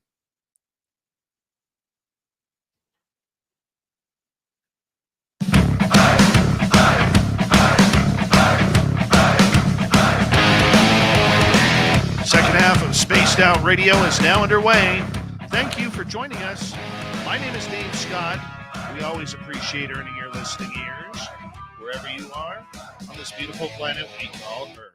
Hey, I want to remind everybody that if you miss portions of this show or others, you can check out our free archives by going to youtube.com/spaced out radio. Do old Davey the favor, hit that subscribe button. Our website, spacedoutradio.com. We have a plethora of features for you. Rock out to Bumblefoot, read the Newswire, check out our swag as well. Follow us on X at Spaced Out Radio, Instagram at Spaced Out Radio Show, and on Patreon in the Space Travelers Club. We continue on tonight. Sweet Robbie G is here. We're breaking down this new review board amendment that is coming forward regarding UFOs and unidentified anomalous phenomena. Sweets, how you doing, man? Doing good. Looking at this, everybody see this what it looks like. They're not going to be able to get that. Okay. Now, well, great radio audience is going to have troubles too. Yeah, it's a lot of yeah, okay. 47 pages. Let's go. All right. I am on right now. If you want to jump up and join me, I'm on page 21. This is an interesting topic. Okay. Remember how we were telling you that this is not about disclosure, it's about confirmation? Page 21 on this is titled Controlled Disclosure Campaign Plan. Imagine that, Rob. Imagine that. Yeah. Controlled disclosure campaign. What have we been saying? It's not disclosure, it's confirmation. Right. This proves it in this amendment that that's what they're going for.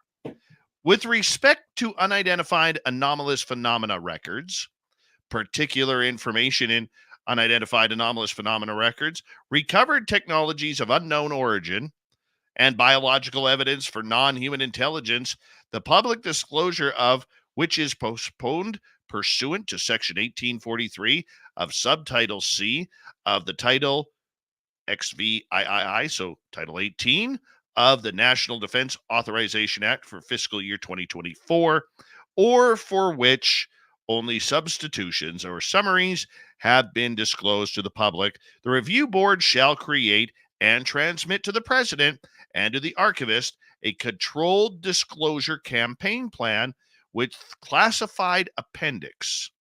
So they're not telling us, they're confirming us.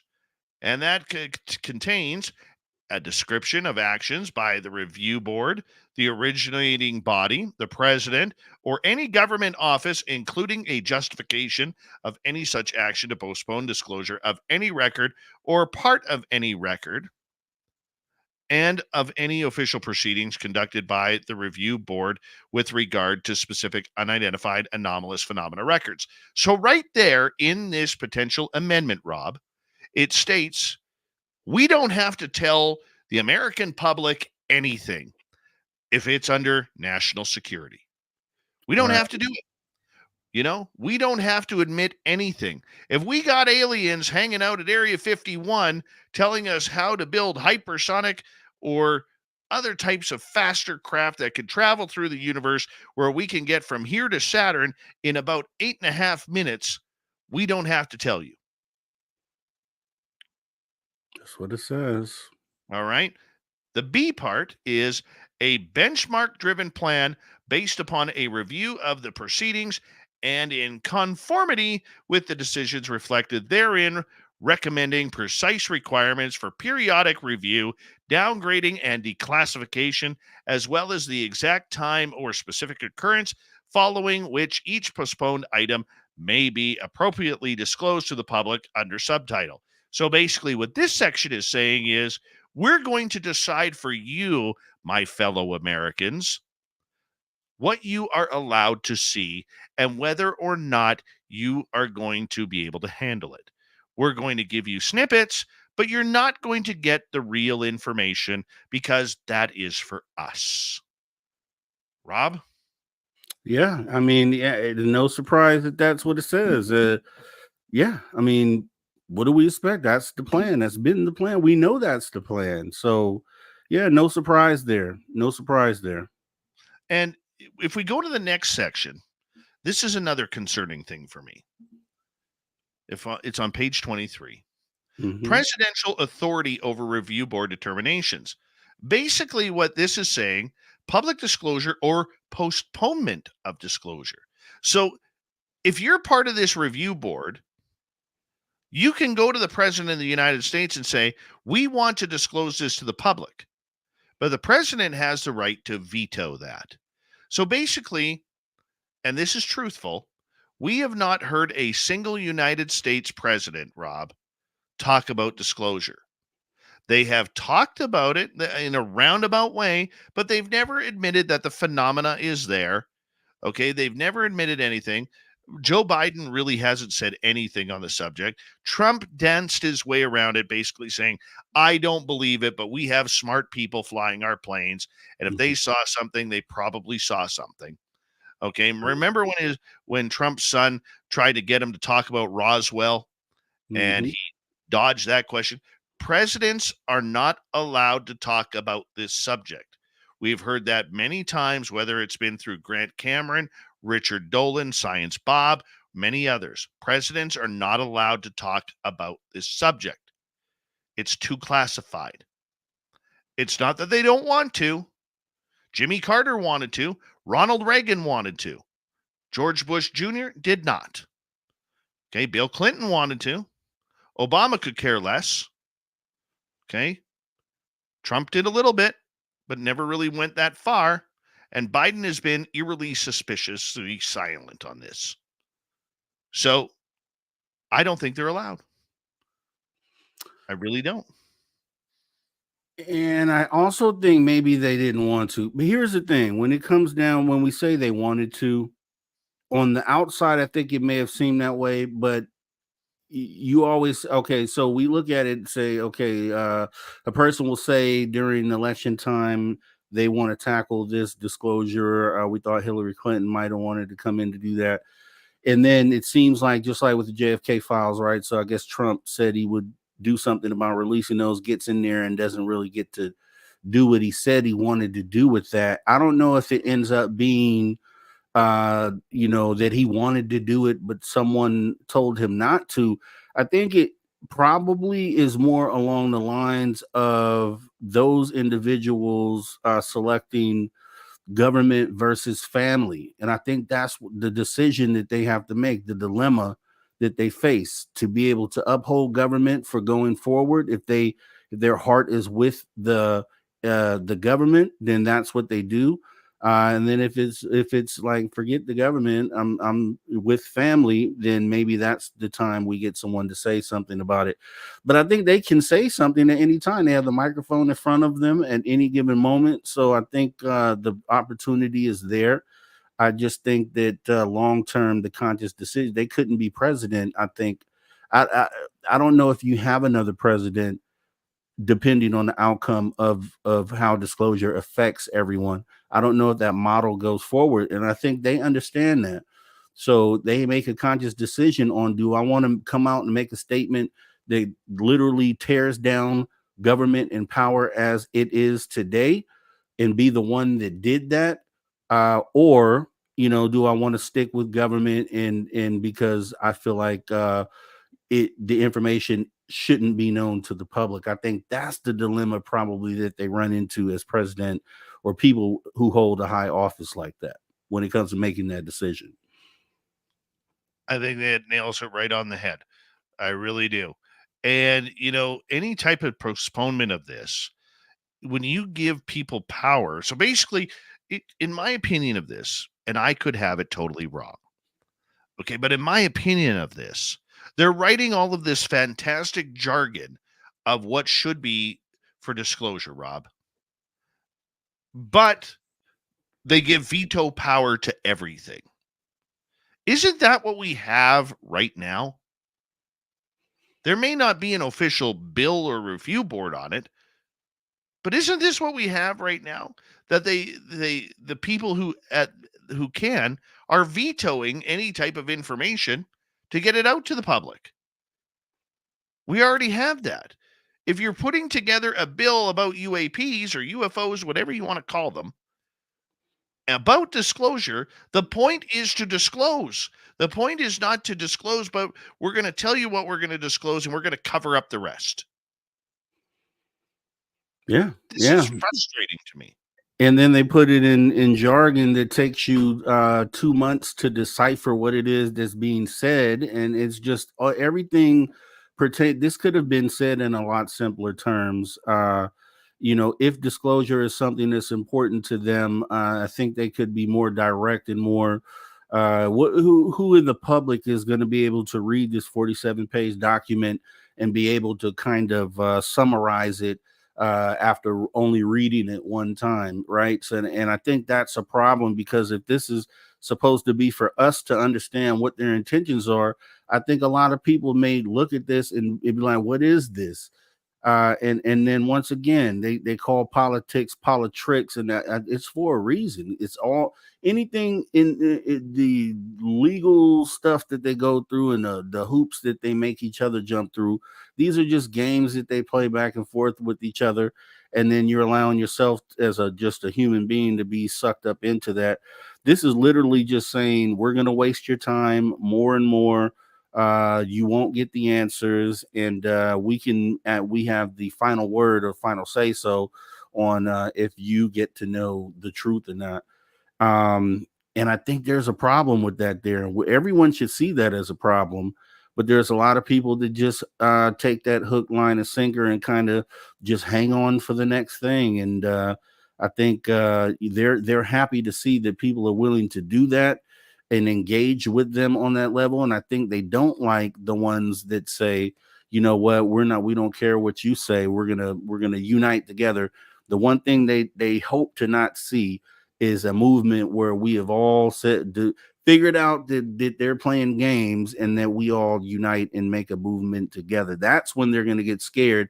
And maybe this language changes in the way that they approach it when they see that there's a threat of a catastrophic disclosure or disclosure coming another way than through this control method, this ridiculous control method that can take the next 100 years to come out. We will, if we just stand with this and we're satisfied with these amendments and new things that they bring out, we will never see disclosure or confirmation within our lifetime. It won't happen if we play that game with them. So yeah, that's my word on that. So well, here's another interesting part to this.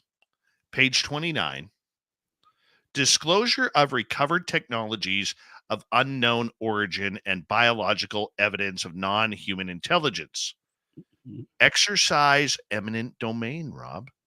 The federal government shall exercise eminent domain over any and all recovered technologies of unknown origin and biological evidence of non-human intelligence that may be controlled by private persons or entities in the interest of public good.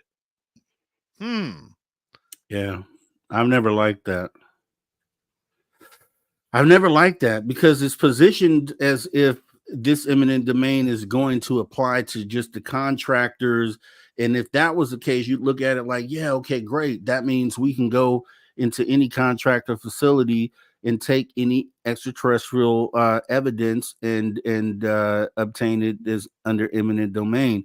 But then furthermore, it means if you found something tomorrow, if you came across as some sort of extraterrestrial artifact or anything of that nature, that they could come and take it from you as well, which means if they have, which is what they're doing all over the world with these other countries anyways. They're walking in these countries and taking their crash retrievals and their evidence.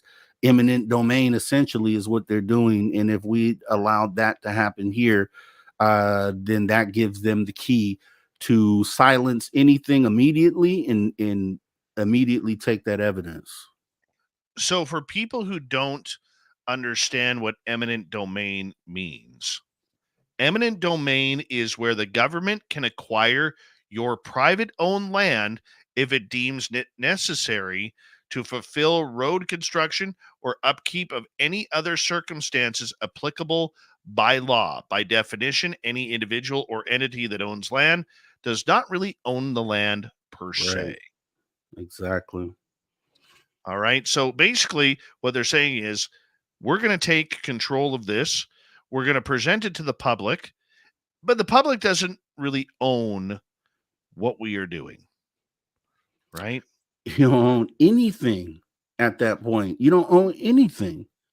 If they say you don't own it, then you don't own it anymore. What is that? Is that almost sounds like a dictatorship, which is why I said that earlier, in how there's such a fine line. And what would the government do if we were slapped with catastrophic disclosure? They eminent domain means they take what's yours because they want to, and that doesn't sit right with me. So I agree. All right, let's see what else they got here regarding this. Availability to review board. Any and all such material should it exist, shall be made available to the review board for personal examination and subsequent disclosure determination at a location suitable to the controlling authority of said material and in a timely manner conducive to the objects of the review board in accordance with the requirements of this subtitle. So basically what they're saying is we're going to get all that information. If we get a drone crash, a UFO crash, a helicopter from Russia crash, a Chinese rocket that flies over North American airspace that falls in the farmers' fields of Nebraska, we're going to be able to pick that up. Okay. It doesn't matter what it is. And we'll decide whether or not you're going to see it. yes, yes, that's the biggest part. And then in a lot of like historical cases, when they take that evidence in, sometimes it disappears, never to be seen again. And that's probably what would happen to some of the evidence that kind of clearly demonstrates that this is a real phenomena. Is that evidence would be buried and then lost, like Lou Elizondo's emails that actually weren't lost, and so some more of that essentially is what we would get. Yeah, there's a lot of legal jargon that goes on with this entire topic. Let's get to the in conclusions here. Okay, the term unidentified anomalous phenomena includes what were previously described: flying discs, flying saucers, unidentified aerial phenomena, unidentified flying objects, UFOs, unidentified submerged objects, USOs. So they're talking about UFOs under the UAP banner. All right. Unidentified anomalous phenomena record. The term unidentified anomalous phenomena record means a record that is related to UAP, technologies of unknown origin, or non-human intelligence, and all equivalent subjects by any other name with specific and sole exclusion of temporary, non-attributed objects that was created or made available for use by, obtained by, or otherwise came into the possession of an executive office of the president, the Department of Defense and its progenitors, the Department of War, and the Department of the Navy, the Department of the Army, Air Force, and the Air Force Office of Special Investigations, Department of Energy and its progenitors, the Manhattan Project, the Atomic Energy Commission, and the Energy Research and Development Administration, Defense Director of National Intelligence, Central Intelligence Agency, and the Office of Strategic Services, the National Reconnaissance Organization, or Office, the NRO, that is, the DIA, the NSA, the NGIA, which is the National Geospatial Intelligence Agency, the National Aeronautics and Space Administration, otherwise known as NASA, the FBI, the FAA, the National Oceanic and Atmospheric Administration, the Library of Congress, National Archives and Record Administration, Presidential Library, executive agencies, any independent office or agency, any other department, office, agency, committee, or commission of the federal government. Wow. Mouthful, yeah. To say what? To do what? Yeah. Right? To say what, to do what. It's just, why does everything have to be, why does a situation like disclosure have to be so complicated when really as simple as 5 words? We are not alone. Okay, 4. We are not alone. That's all you have to do. All this other stuff is fluff. Like, why does this have to be here? If the government really is about the people, it should simply be press conference or statement made. We are not alone. This is what we plan to do going forward. Or, hey, let's get together and figure out the best choice going forward. That doesn't release anything on the military end, any secret projects or weapons. It doesn't do any of that. It just says, hey, we're not alone. Like, we can't get that. Let's get that. Simple. It should be simple, but they rather write up something like this, 47 pages of just ridiculous jargon that really does not say anything at the end of it. So I don't know. I don't know what we do with that, man. I don't know, man. It's frustrating to me when we talk about that, because for all those people that are hanging on for that, it could be ended. Simple as that, by giving 4 words. And they just won't do it. They just won't do it. I don't get it. I don't get it. They want to complicate it. And this is where we get into, once again, confirmation versus disclosure. Controlled disclosure is confirmation. Real disclosure is telling us absolutely everything. The do's, the don'ts, the whethers or nots. That's what disclosure is, Rob. I mean, imagine if your spouse was baking a cake and you really loved it, but you wanted to know the recipe, but they couldn't disclose it because that was grandma's secret recipe for a good chocolate cake. Yeah. You can have the cake. I'll tell you there's chocolate in it. I'll tell you it's chocolate cake. Yeah. But to get the recipe, to get that sweet, soothing taste that melts in your mouth, you don't get that. That's a real thing too, Dave, by the way. I know it is. I know it is. But that's what it equates to. Yeah. Well, sort of. I mean, it's something that when they talk about need to know, having need to know clearance, this is on the most basic levels need to know for just general humanity. So regardless of governments, there's places that don't have governments, tribes that run themselves. This is for everyone. And there shouldn't be any one particular government that gets to decide whether this information stays behind a lock and key, or how slowly or how quickly this information comes out. Because at the end of the day, if ETs landed tomorrow and they started doing bad things to human beings, the government couldn't step in and help with that. So wouldn't you at least want the people to be in a situation where they could best protect themselves, or just best be prepared for things that could happen literally tomorrow? And when you just look at angles like that, then it just shows you how much that your best interest isn't in any of these documents or any of these amendments, or there is just not. It's how can we stay in power after this and keep the public controlled? That's the goal. Then disclosure.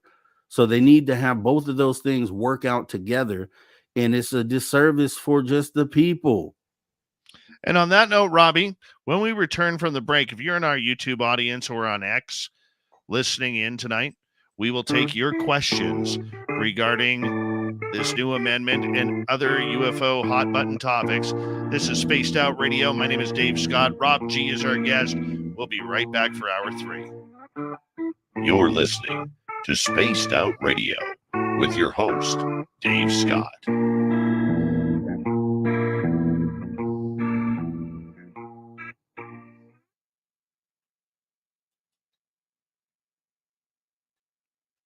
All right, sweets.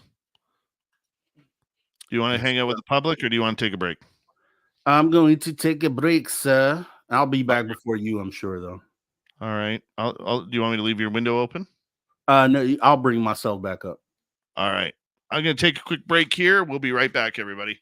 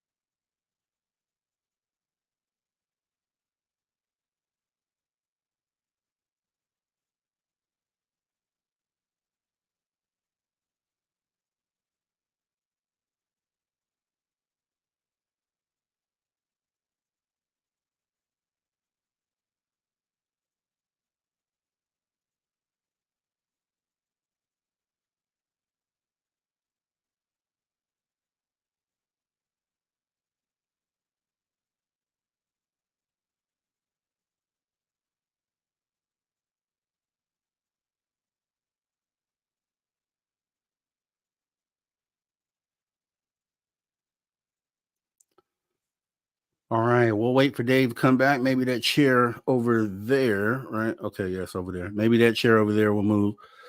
What do you guys think, man? One for controlled disclosure, if you're down with that. 2, if you want catastrophic disclosure, if you're down with that. I would like to know just to see where everybody stands. 1 for controlled disclosure, 2 for catastrophic disclosure. If you could just put it in the chat. I just want to see where people's heads are at. That's all. Yep. Aloha, Dave. Catastrophic. 420 from Round Door. From with you. 2, let the world burn. Yeah. Flat 6, 2. Yeah. Yeah.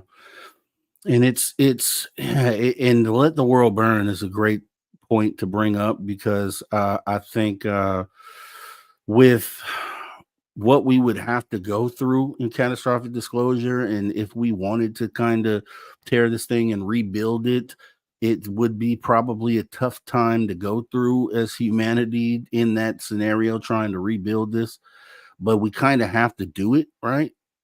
We kind of have to do it, and sometimes and Ann Joanne says controlled disclosure, and I hear you, because when you're thinking about the possible outcome of a catastrophic disclosure, yeah, there may be a tough time for humanity where we have to, fight through the rebuild and kind of figure out the new way to go about things. But think about 500 years down the line, how grateful your great great grandchildren would be to be in a world where things are more beneficial for their enlightenment. Whereas if we go with controlled disclosure, sadly, we probably just keep going with what we're doing now, which really which history has shown is not getting us anywhere. We're on the brink of destroying the planet and each other with the way things are. So if we allow the same people who are willing to have us on the brink of a world war, if we allow that, if we go with that plan, where do you think that gets us in the end? You got to think about it. All right. If you have any questions for Robbie and I, put them in capital letters, and that way we'll be able to get them. Sweet Tony D, how you doing? Gary Rusin, nice to see you. Night Watch, good to have you back. It's been a while.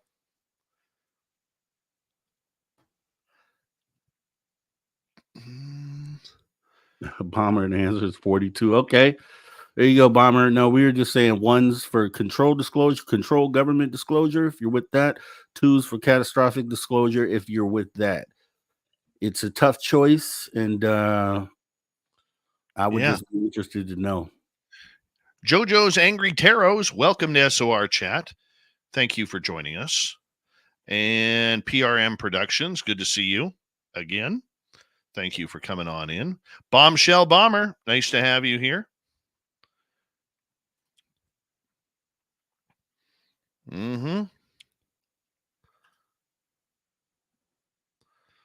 All right. Thank you tonight to our super chatters. We have DA and Major Lee times 2. We very much appreciate the love, everybody. Thank you so much.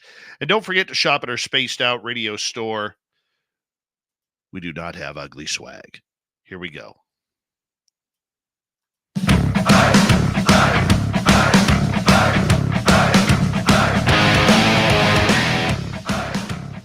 Here comes the third and final hour of Spaced Out Radio tonight. Sometimes you got to call an audible when the big news is happening, and that's what we've done for you tonight. I want to say hello to everyone listening in on our terrestrial affiliates around North America. Thank you so much for joining us on a nightly basis. Our website, spacedoutradio.com, we have a plethora of features for you. Rock out to Bumblefoot, read the news wire, check out our swag as well. You can follow us on X at Spaced Out Radio, Instagram at Spaced Out Radio Show, and on Patreon in the Space Travelers Club. And finally, we have the password for tonight. The Desert Clam has set the password. Verificationism. Verificationism is your password. Use it wisely, Space Travelers, as the Clam sets the password each and every night right here on Spaced Out Radio.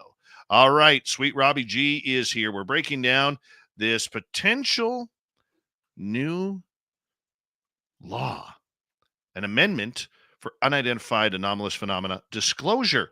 But it's not really disclosure. If you've missed the first a couple of hours of this show, you're going to want to go in there and actually listen to what we've been chatting about. We're going to get to some audience questions here on this. Sweet Robbie G, how you doing, man? Doing good, man. Doing good. Glad to be involved in the conversation tonight. Absolutely. And I'm glad you're here for this one, because this is a big story that's coming out. We're going to get right to the audience questions here.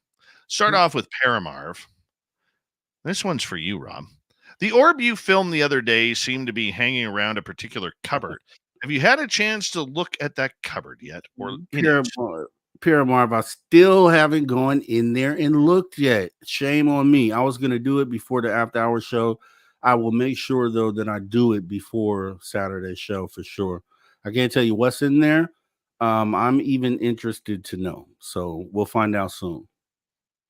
All right. And for people listening on our radio side, you can listen to Sweet Robbie G on our YouTube channel every Saturday, Sunday night at 11 p.m. Eastern, 8 p.m. Pacific is when he goes live. Let's go to Jennifer here. Hey, y'all, you should talk about the alien elf video Rob showed the other night. I'd love to hear Dave's opinion. What's this video, Rob? I don't know. I was reading that, and the alien elf video. Oh, okay. She's talking about the Dobby video, the video I played on my channel. I don't know if you can bring it up here, but there in 2019, there was a lady who her Ring camera captured this figure walking away from her door in La Junta, Colorado. And debunkers immediately. First of all, it went viral on Facebook and everywhere else. It was all over the news. Inside Edition came to the home 2 or 3 times to interview the lady and her kid. Debunkers went into the video to try to figure out what it was. They had come to the conclusion that whatever it was in the video was real, that it was not CGI or anything created, that it was real. It cast a reflection in the window of the vehicle that it walked past.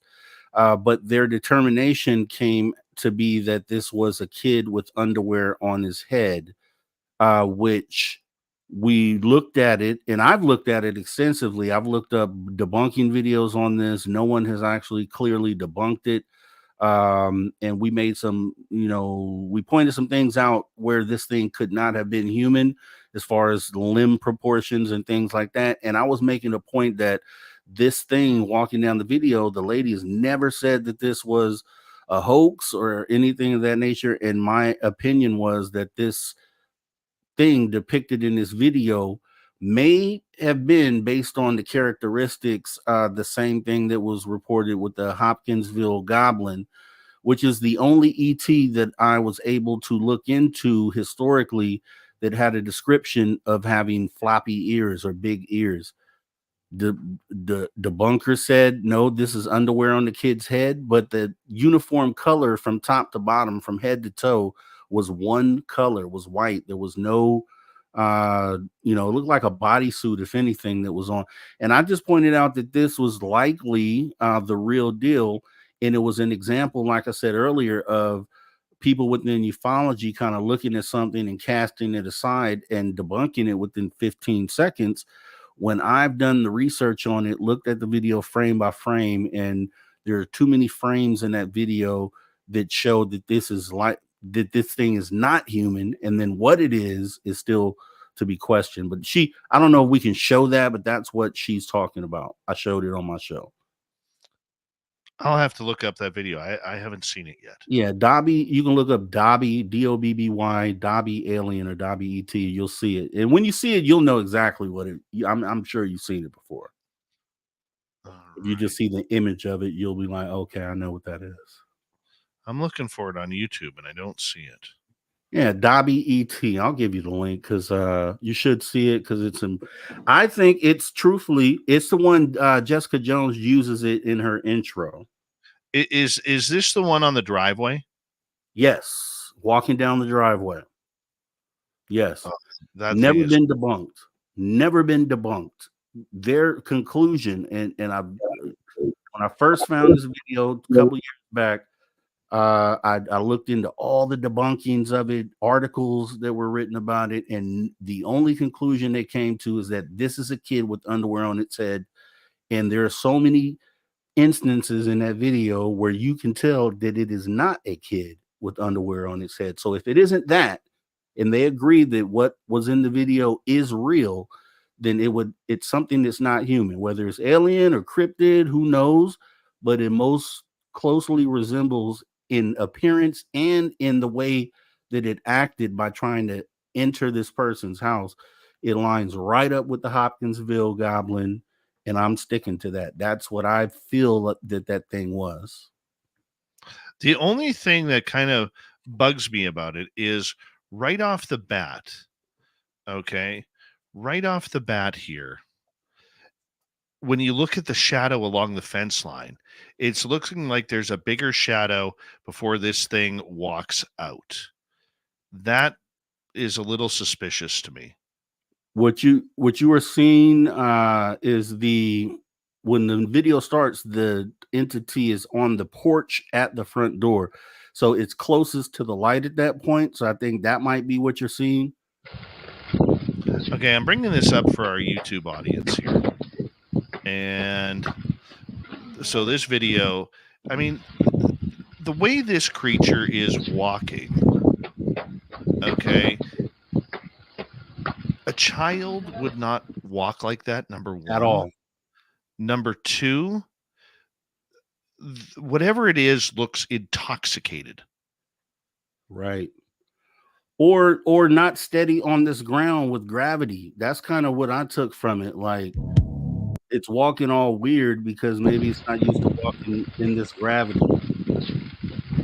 But if you freeze frame it, you'll find times where the limbs look way too off. Right? Oop. Yeah, see if you could have got it. There's a few different times where you can catch it. See, to me, it looks so right at the beginning for our radio audience to paint a picture here. There's a shadow that moves that's very big from the fence line. And Rob, I want you to look at this, okay? So let me just bring this up here and play it through. But there's a shadow that points up along the fence line that's almost like shooing this creature away. It's two different shadows. Point it out. Okay, so if you go 13 seconds into the video, you can see the shadow along the fence. Okay. And that's then the screen door. Is that the screen door? That's the screen door. That's the screen door so closing. that would be the screen door closing. So this thing opened up the screen door trying to get inside. Triggered the camera, and that's when the video started. Got you. Okay, the one thing, and this may sound a little obtuse when I say this, but one of the things about this video that I'm noticing, and we only get a back view of this creature, whatever it is, there's no butt crack. There's no butt crack. There's no variation in the tone. If this thing had, it would have to have on a single color bodysuit head to toe, which is what I say, like a white bodysuit from head to toe. I think the mom would know the kid had one of those because you can see the different tone in the car. You can see how clear the car is. You can tell different shades and tones, and this thing should show the same thing, which it doesn't. So why would that be the case? And then look at if you catch in a certain frame, you'll see the knee to heel proportion is not right. The arms in one frame hangs well below the crotch area, which does not line up with any human child. Let's just be real, right? A lot of people point to it's the same size as the kid as far as height goes, but having gray aliens, for instance, been pointed out as being 3-4 feet tall. So that's the size of a lot of kids, right? So we can't just go by height, right? Look at other things in regards to what you're seeing. That's all I'm saying. Don't just look at the video, break it down in frames, vet it, and then come back with a determination. Anyone who just sat here and gave a determination without vetting is exactly what I'm talking about within ufology that people do. People within ufology who will look at something like that, debunk it without doing any research on it, just based off what 15 seconds of film. That's silly to do. Rich Buddy in the chat room says this one's ridiculous. Obviously, a child doing the chicken dance. And I understand the skepticism. Here's my question with that. I have a very tall, lanky 10-year-old son. And my son is pretty coordinated. Does not move like that. Doesn't move like that whatsoever. Even when he is goofing around, he doesn't walk like that.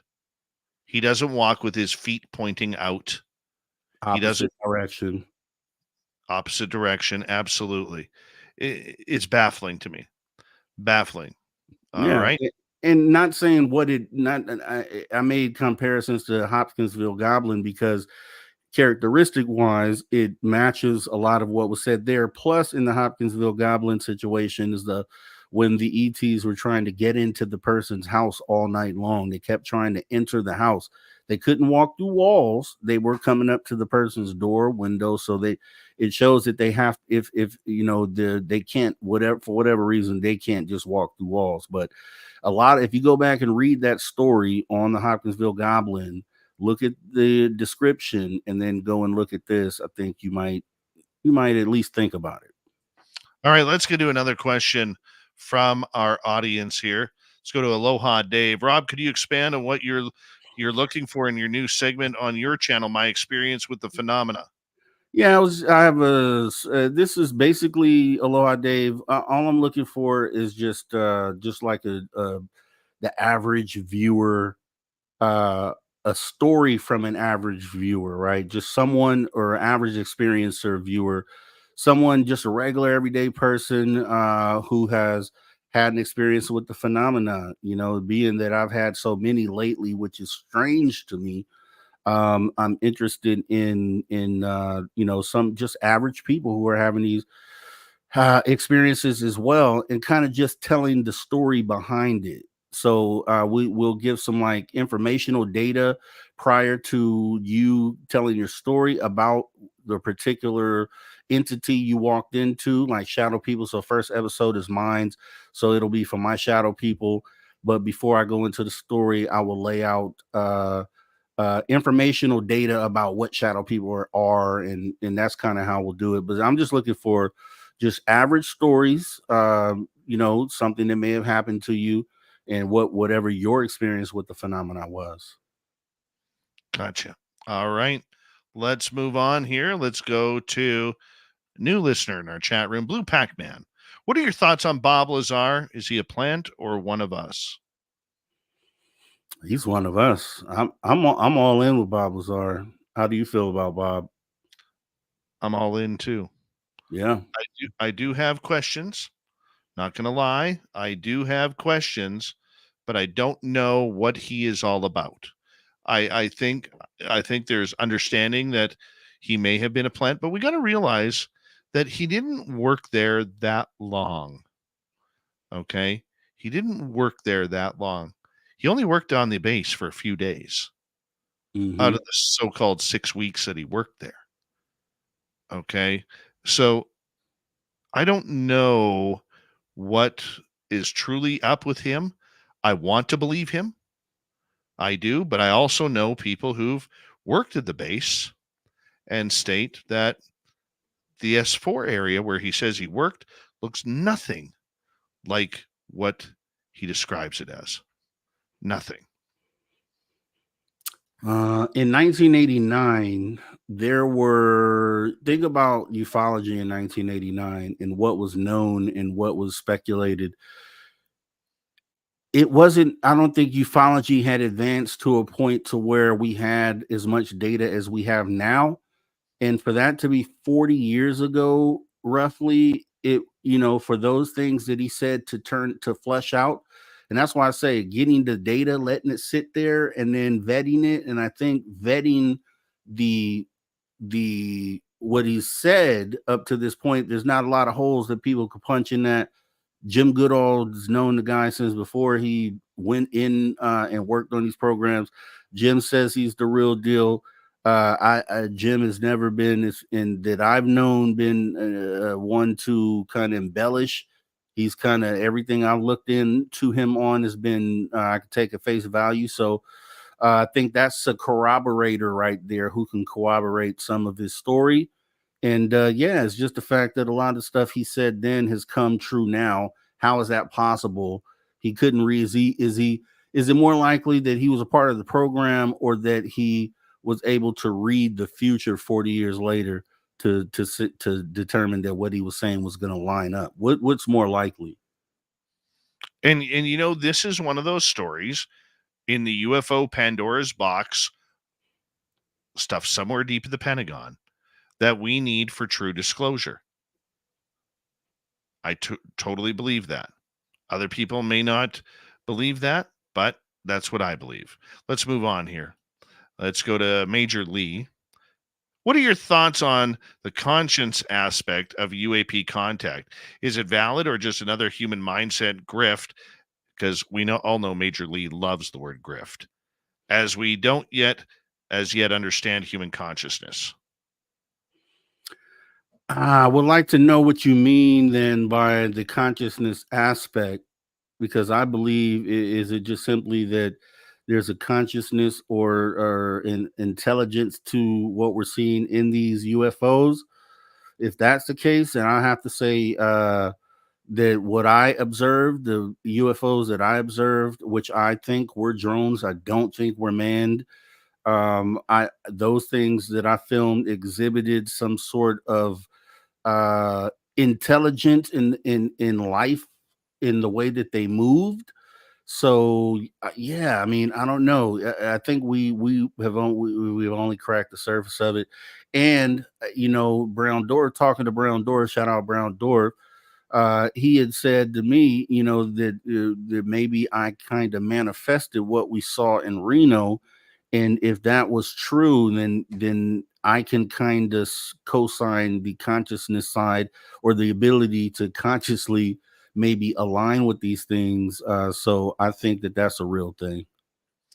I totally believe that it is not a grift. Some people use it as a grift, but I don't believe for a second that it is something that people cannot do.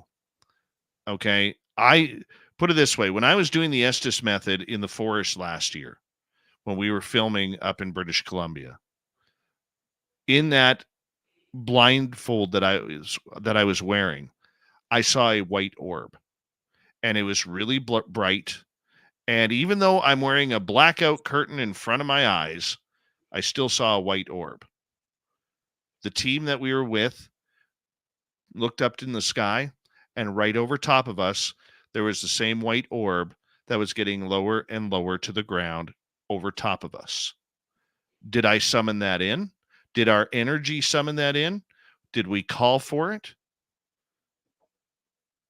I think we did. That's what the manifestation that we were putting out there. Now, I understand that people can be wary about it. I mean, when you see Dr. Stephen Greer charging between $2,500 and $5,000 a weekend to come play with the aliens, and he's going to teach you how to do this in that money, well, you can do it for free in your own home. Yeah. Right? If you learn how to do it, you can do it for free. And it does happen. And the more you practice, the more it happens. It's very interesting. So I don't believe that it is a mindset grift. I do believe that there is something to it. People, though, are taking advantage of it. Let's go to Jorgensen. Backyard UFO crash in Las Vegas, now believed alien to have cloaking technology. Your thoughts, Rob? And I just said this yesterday. I'm totally in on the Las Vegas ETs. I think it was a real experience. I think you need to give these guys an Oscar if they were acting. You saw them live in the moment. They all had weapons on their sides. They all had them unholstered, for one, as well.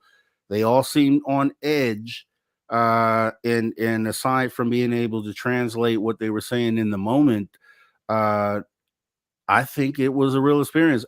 What I will say is maybe the meteor itself was just a coincidence. That I don't know if that's connected to that at all. But who's to say if it was or wasn't? We don't really know. But I feel like maybe the meteor just happened to happen, but I think their account of the experience they had was authentic. See, I disagree with that, man. To Why do you feel me, like that? I'd like to know. there's the video evidence that they provided doesn't show anything. It really doesn't. And to me, this is like that dude who is promoting the MH370 flight that went down in the ocean, claiming that it got taken by aliens. And I just feel that this guy is totally trying to take advantage of a situation. And I think these people were trying to get into it. Now, I do know somebody who investigated that case in Las Vegas, and they came to the conclusion that it was absolutely nothing. And now I wasn't there. I'm taking their word for it, but I know something scared these people. I don't think it was an 8-foot tall extraterrestrial gray that just happened to be lurking in their junkyard. I really don't. Well, Dave, have you seen and I know, and here's what I want to do, because I know they had the News Nation recently had an article, or they actually had a video stating that that the video that they showed was authentic video. So they made that clear. This is like a week ago, maybe. They said that it was confirmed that the video that they showed was the authentic, unedited, unaltered original video. Now, when this all happened, I aired. Hold that thought, Rob. We're going to go to break here. Final break of the night on Spaced Out Radio. Sweet Robbie G from SOR After Hours. We have until the top of the hour. We'll continue This on Spaced Out Radio and your host, Dave Scott.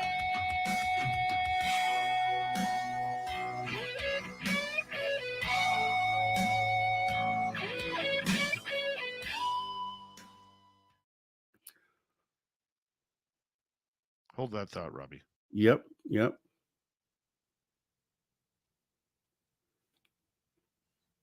Mm-hmm. All right. There we be.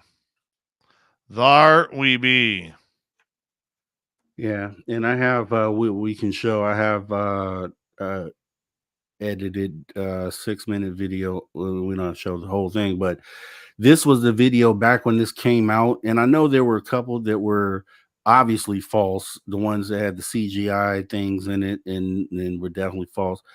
But if you remember the call, he said it was 8-9 foot ETs, 10 foot, big glowing eyes, and that he stated at some point that it was in the forklift or near the forklift or something along those lines. The video that I had that I showed on my channel back when this all hit depicts something over by the forklift, and we can show that. And what I would like to do, or even someone out there who can go ahead and get access to the that confirmed original footage, if you're able to zoom in on the same things that were zoomed in on what I would show you to determine if there was something actually in that forklift. And I would love to ask the kid that, because all the people that have come out lately said it was this thing right next to the fence as they were walking through it. But I would think if something was there, they would know that, or they would be looking in that direction if that's what they saw. The way they went through that gate with their weapons, they looked in the direction of the forklift, which was the original report.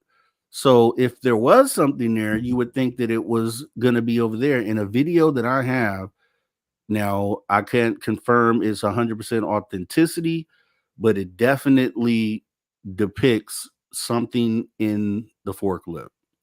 So you can look at that, maybe change your mind on that, or someone does more research after seeing that to either validate that or to throw that evidence out. But this is the reason why I felt like, or feel like, that was an authentic experience, aside from just their report to the police. This was in the moment. The 911 call aligned with the police body cam footage when he questioned the kid, which aligned with a podcaster who came and interviewed him later, and its story has never changed. So with the video that I have, maybe you look at it differently, or maybe you point out that the video is fake. I don't know, but in that moment, this was considered to be an authentic video. So I hear you. I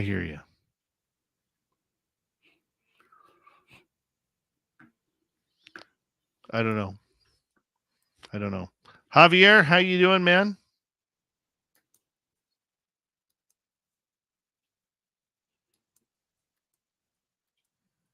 Mm-hmm. Who else do we got here?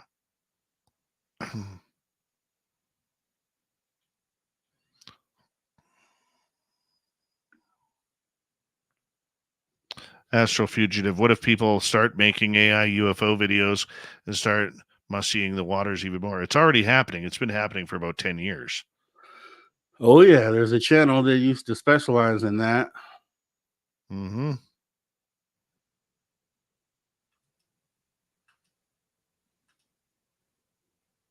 All right. We got about a minute and a half here. Okay.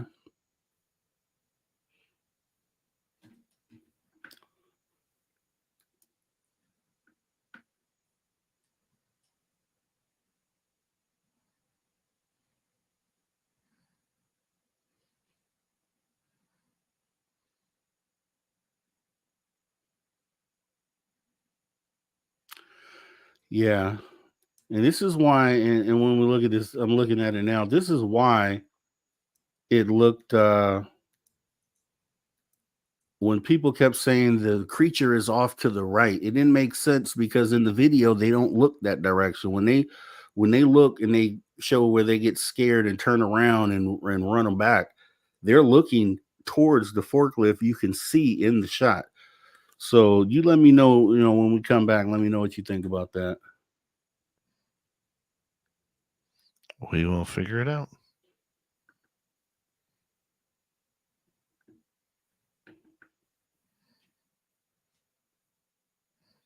All right. Big thank you to DA and Major League ×2 for the great super chats. Very much appreciate the love. Shop at our store. You get Sweet Robbie G swag. You get Spaced Out Radio swag, Jessica Jones swag. We do not have ugly swag, people. We got a little bit for everybody. A little bit for everybody. That's what we do around here. That's what we do. Here we go.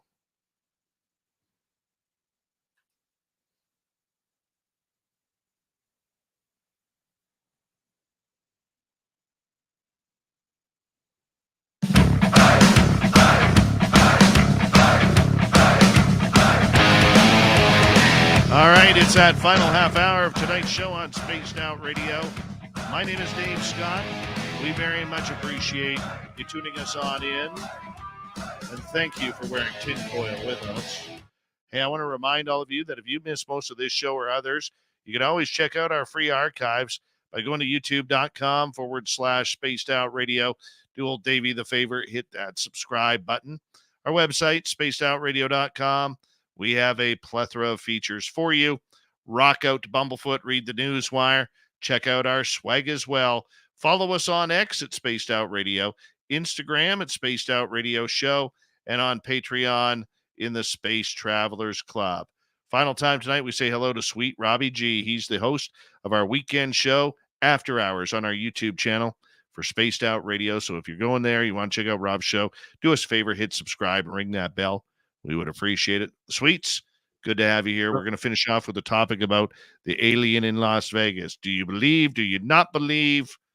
We got to figure it out. Yes. And I want to show this video because I think it's important. Go ahead and bring it up real quick. I had this play on my channel. Let's see. Yeah. I'm just going to mute I can't understand what he said anyway, so we'll just mute it. And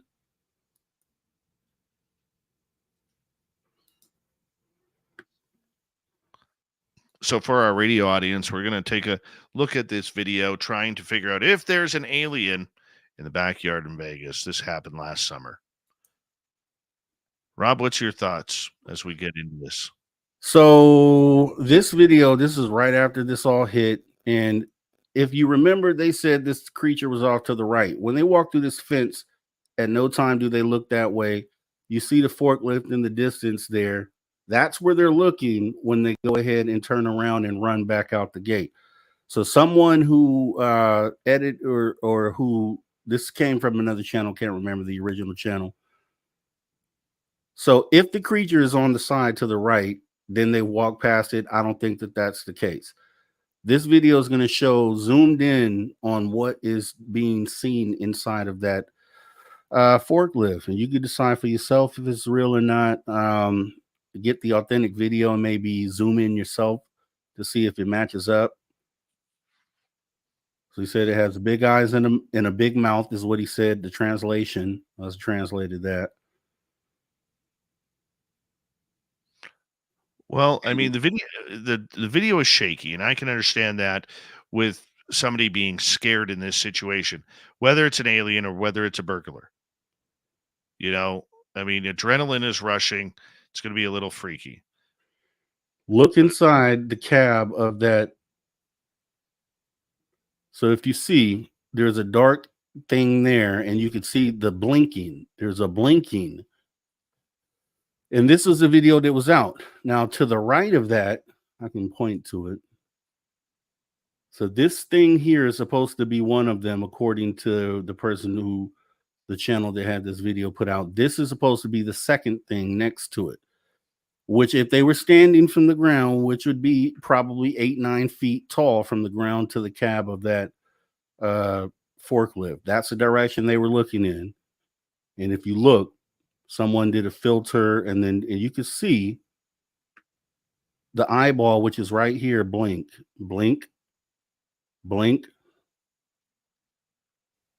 And if you remember the report, he said it had big glowing eyes, right? Big glowing eyes. Maybe it's Bumblebee from Transformers. Right. Right.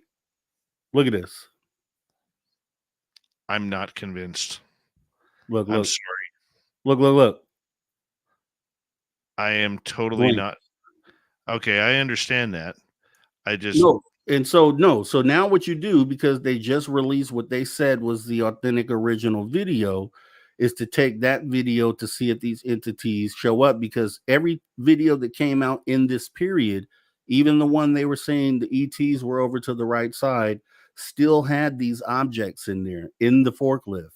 So you were still able to see those, even though they were pointing out a supposed ET in a different frame. The kid said in the report that they were in the forklift. He said they were 8-9 feet tall. He said they were tall, 8-9-10 feet with glowing eyes. And that's what's being depicted here, is all I'm saying. Everything he said in the report is what is being depicted in this video. So I'll say that. And then now I would say to look at what they're saying is the original unedited video to see if you see these same things in there. If you do, then you know that this is authentic. That right there will let you know immediately if this is authentic or not. All right, let's move on to a different topic here as we go to Whoopoo. Rob, you should have asked who wants the current power structure globally to be toppled. Well, that's more of a comment than a question. Yeah. But who would win in a foot race between Dave Scott or Rob G? This guy. Right here. This guy. I take him by half a step. Apache Junction next year. We're going to set it up. We're going to race. Yep. PRM wants to know, what would disclosure do to prevent the current wars? I would hope that it would do everything, because in a moment of disclosure, I would hope that humanity realizes that we actually have the control to take our path where we want it to go, and that the governments don't control that. So if we take the power from them, then I would hope, and everyone sees that we are just human beings, that in that light, that would prevent a situation like that. Pie in the sky, because truthfully, some of those dictators that don't want to lose power in the moment of disclosure may choose to hit that button.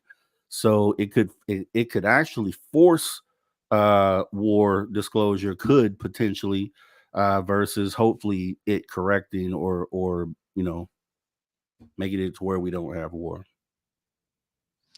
I think that it could be a little bit different, Rob. I'm just gonna, and I agree with what you're saying, but I'm looking at this at a different picture too. Okay, there are a lot of religions out there who believe anything from the stars, anything different, is demonic and a real sign of end times, much like the four horsemen riding on the clouds. And I often wonder if those religious people, not putting down their faith, but those religious people may start a holy war regarding this because of fear and because of religious belief. Now, I'm not insulting, and I know there's going to be people out there who say, "Oh, Dave, you're just insulting the religious." No, I'm not. But I just want to make that clear. I am very worried about that with any type of pending disclosure. And I think the governments around the world do recognize that. Lou Elizondo actually makes a statement about that being one of the concerns, and we've been talking about that for years on this show. Okay? Yeah. Whether you're Christian or Muslim or Taoist or whatever you may want to be, whatever your religion handles. The only one that's really openly talking about acceptance is the Catholic Church. And what are they hiding? What do they know? I'll take it further. I think it goes past religions. I think it's more because I think religions in general will be okay if they're the open-minded type and they understand that potentially God created everything in the heavens, which includes these ETs, then I think they're on board. And I think most of the religions kind of say that. I think what the problem would be, what you're talking about, is going to be the cults, is going to be the extreme religious sections of each of those religions, and then also the cults out there. And it goes back to them not wanting, or them wanting to have a narrative or directive while controlling their base. So I think, yeah, we may see that, but I think it will probably be more along the lines of cults and extreme religious groups. I don't know. I think it's all combined into one. I really do think that it's I going don't to think be. you're going to get grandma at Sunday church up in arms and ready to go to war over this. I think it's going to be, it's going to be those, every religion has an extreme side to it. And I think those would be the ones who'd be willing to fight over this. I don't think your general religious patron is going to be wanting to do that. Well, we'll see what happens. Yeah. Aloha Dave is asking, Rob, could you expand on the new segment on your channel? It's the same one from earlier. Yeah, we asked that one. Yes. All right, let's go to Aaron here. I have O negative RH null blood, and it's super creepy because I have always been stalked. Could you give me any newer information about RH null associated with abductions? I can tell you from what I have learned, RH negative blood has nothing to do with abductions. It's a theory that was put out there. The aliens don't care if you're O positive, O negative, AB combined, or whatever it may be. They're taking you if they want you. Look into family lineage, look into spirituality, look into any type of cosmic connection. That's where it is. I don't think the blood has anything to do with it. Your thoughts there, Rob? My thoughts are, I think we probably have all have had an experience with abductions, potentially, because I think really the whole idea of an abduction is to not is to do the experimentation or whatever they're doing while a person is asleep. I don't think you're ever supposed to consciously experience that. I think you have a small group of people who, just like in surgery, when you get put under anesthesia, happen to wake up during the event. And I think that, we look at that as maybe the only people who are being abducted, people who have the stories. But I think generally an abduction is supposed to go with the person being unaware the entire time, and then you just wake up and you never know it happened. I think that is the real intent. So I think if that's the case, then you'll probably find likely that there's more people who have experienced abductions than not. Let's continue on with the Doug Shelby. Rob, did you or your wife get a bad feeling even before you got the video of the orbs in your guest house? No, I mean, no bad feelings. And that's been the weird thing about this phenomena and my experience with it. The only ominous, I mean, it was scary, I'm not gonna lie, but the ominous one was the shadow person standing clearly standing right there in frame. I mean, that one was the scary one, but it's been just normal life until one of these incidents pops up, but there's never any feeling beforehand, and it's usually just the unsettling realization that what just happened was real after the fact, which is it could be scary, but then it's exciting and it's eye-opening all at the same time. President Zaddy is asking, Rob G, do you think the orb you caught was on a higher frequency? Is that why your wife couldn't see it, but the camera could? Yeah, and that's one of the unsettling things, Zaddy. Looking at it, definitely on some sort of higher frequency. Don't know what it is. A lot of people say those things, they've seen those orbs turn into beings or entities like a Sasquatch or an ET. So if it's just now for me, it's about figuring out what that is, because if that had the potential to turn itself or manifest itself into something, that's the part that's unsettling for me, because it wasn't able to be seen by the naked eye.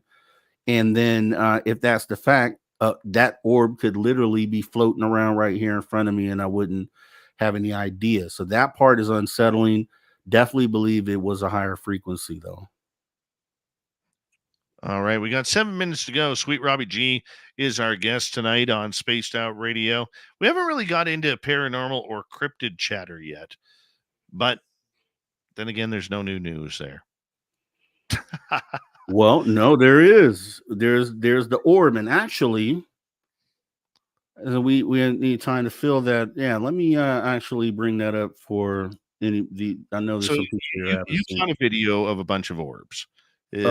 of one orb. Of one orb. Yep, one orb in the house. I was doing the show live about a week or 2 weeks ago.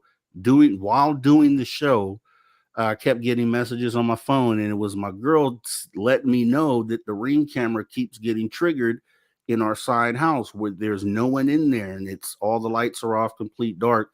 So she checks the notification to see what triggered it, and she sees this orb flying in front of the camera, and it's literally floating around and flying, and it triggered the camera like 3 different times. So there's 2 different videos, 3, because the third one is her on her own going into that back house to go check on it herself, which I said was brave. I would never do it, but she did, and she was not able to see it there in person. Although in the video you see her looking around and you see the orb right there, it's there, but she was unable to see it. So this is the first video that was triggered here. If I could bring this up. So what we are seeing here is this oblong oval type of orb floating around, almost going in and out of his cupboard, disappearing in and then coming out. They're getting real small, about the size of a peanut. Okay, that was the first video. Weird. Yes, that is weird. And then here's the second time it triggered. If I could get this up. This is the second time it triggered here.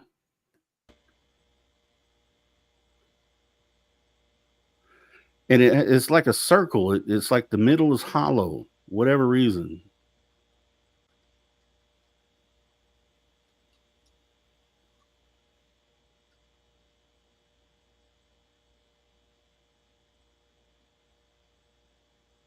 So in the background, we are seeing it almost flying like one of the Blue Angels F-18s around doing all these loop-de-loops. That's actually kind of cool. Like, it almost looks like it's moving like a snake. Yeah, you see the trail behind it. It's got air show smoke on it. So that was that. And then if I could, this last one just shows when she came in to check it out. She being your wife. Yes. You can still see it around. So we're still seeing the orb around. The door is open. We're waiting for your lovely wife to walk through the door. Yeah, it's going to take her a minute, about a minute from now. And it's like the little orb is hiding behind the door, like almost like it expects her to come on in. And as it gets closer to the camera, it obviously gets a little bit bigger. Still hanging around the cupboards. This is so interesting. So interesting. And it sure doesn't move like a bug. Right. And in the first video, where as big as it was, you know it's not a bug. All right. Lights are turned on in the room. Yeah, she's doing that remotely. Okay.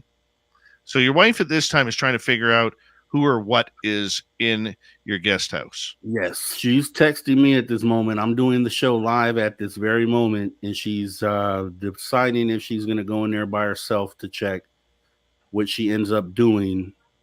So Is she packing like a machine gun or something for safety?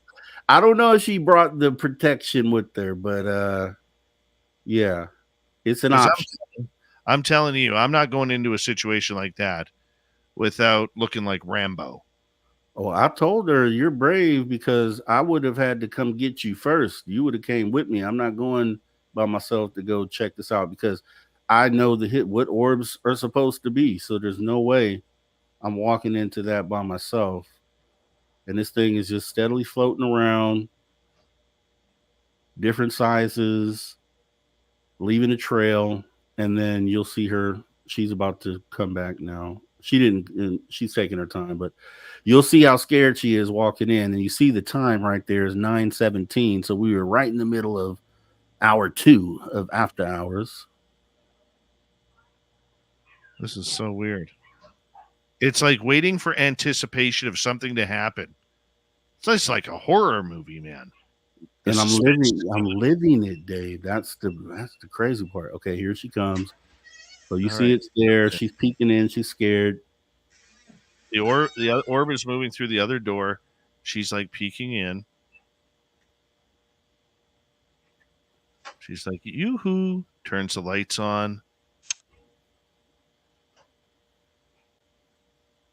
And from the video, she knows where the general location of it is. So she's looking around. So she's looking there. She's looking for the orb.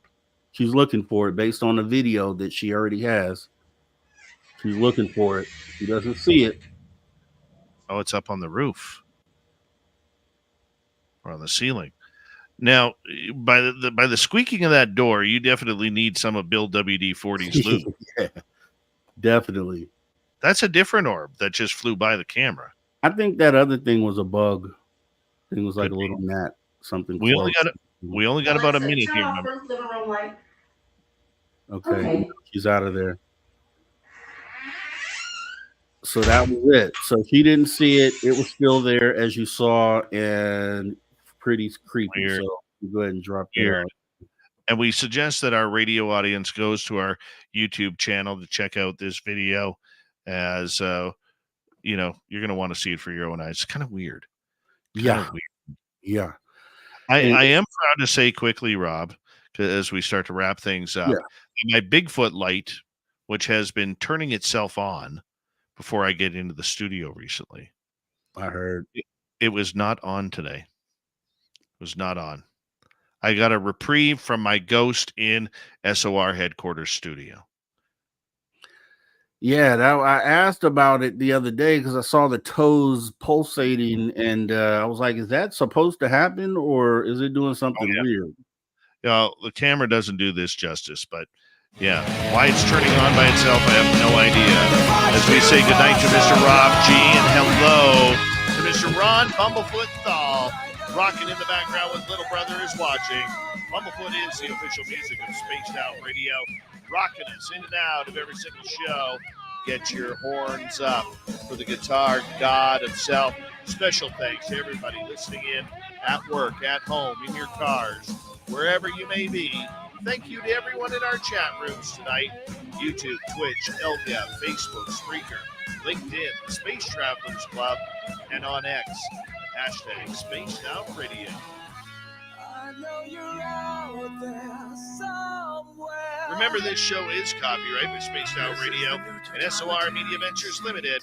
Thank you so much for choosing to share your evening with us, because together, my friends, we're watching. We own the night.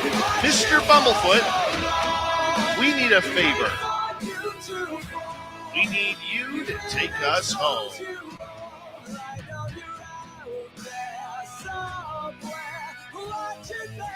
Yes, the Woo train has docked for the night, but soon, my friends, we shall ride again. Your seats are always available. Your tickets never expire. And if you want to bring a friend, we've got room for them too. Have a great night, everybody. See you tomorrow.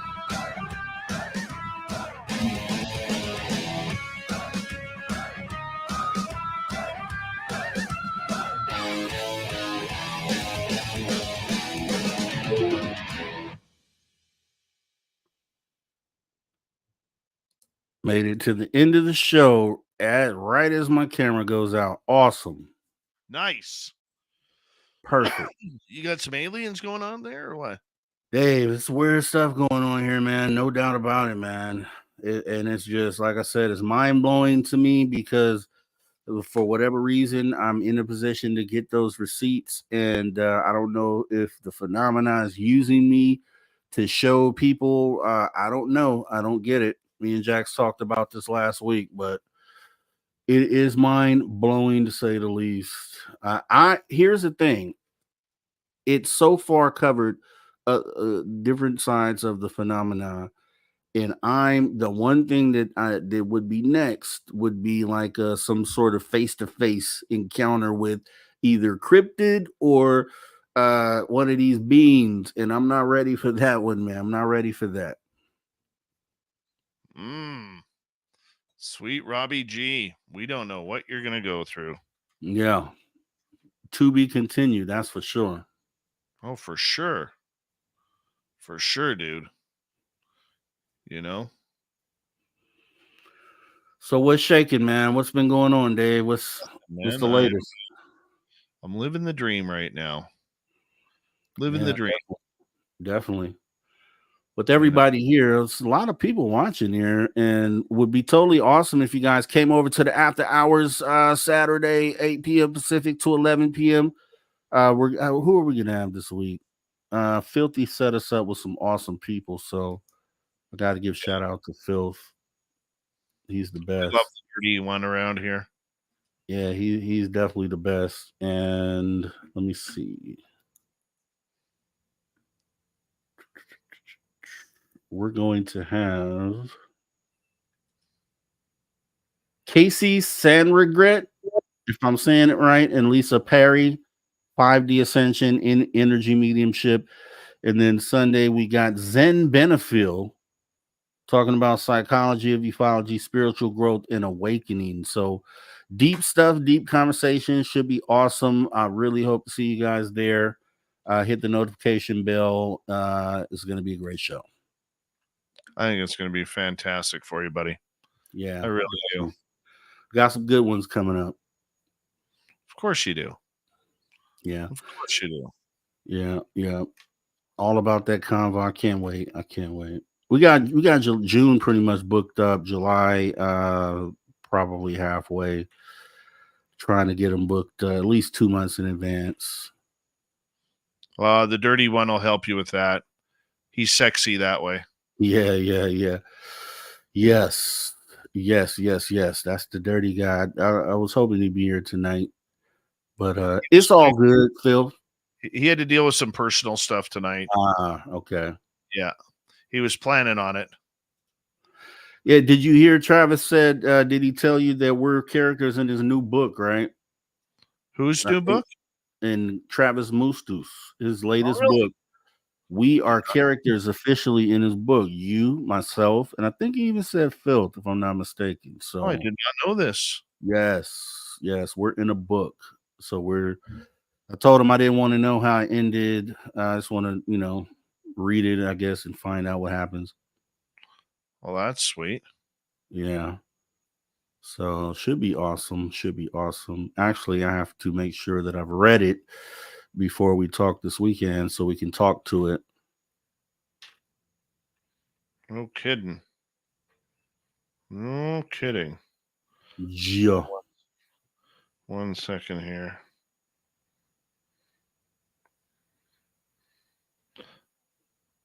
Got to pay the old internet so that way we don't have an issue with the internet. Right. Oh, and no, that's on the 16th.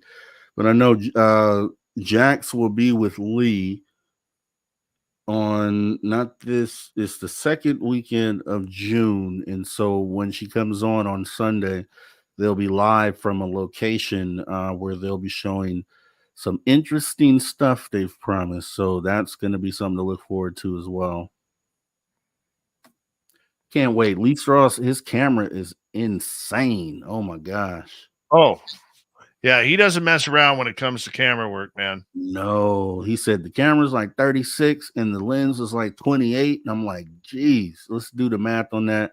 But the results that he gets, it's worth every penny. Every penny.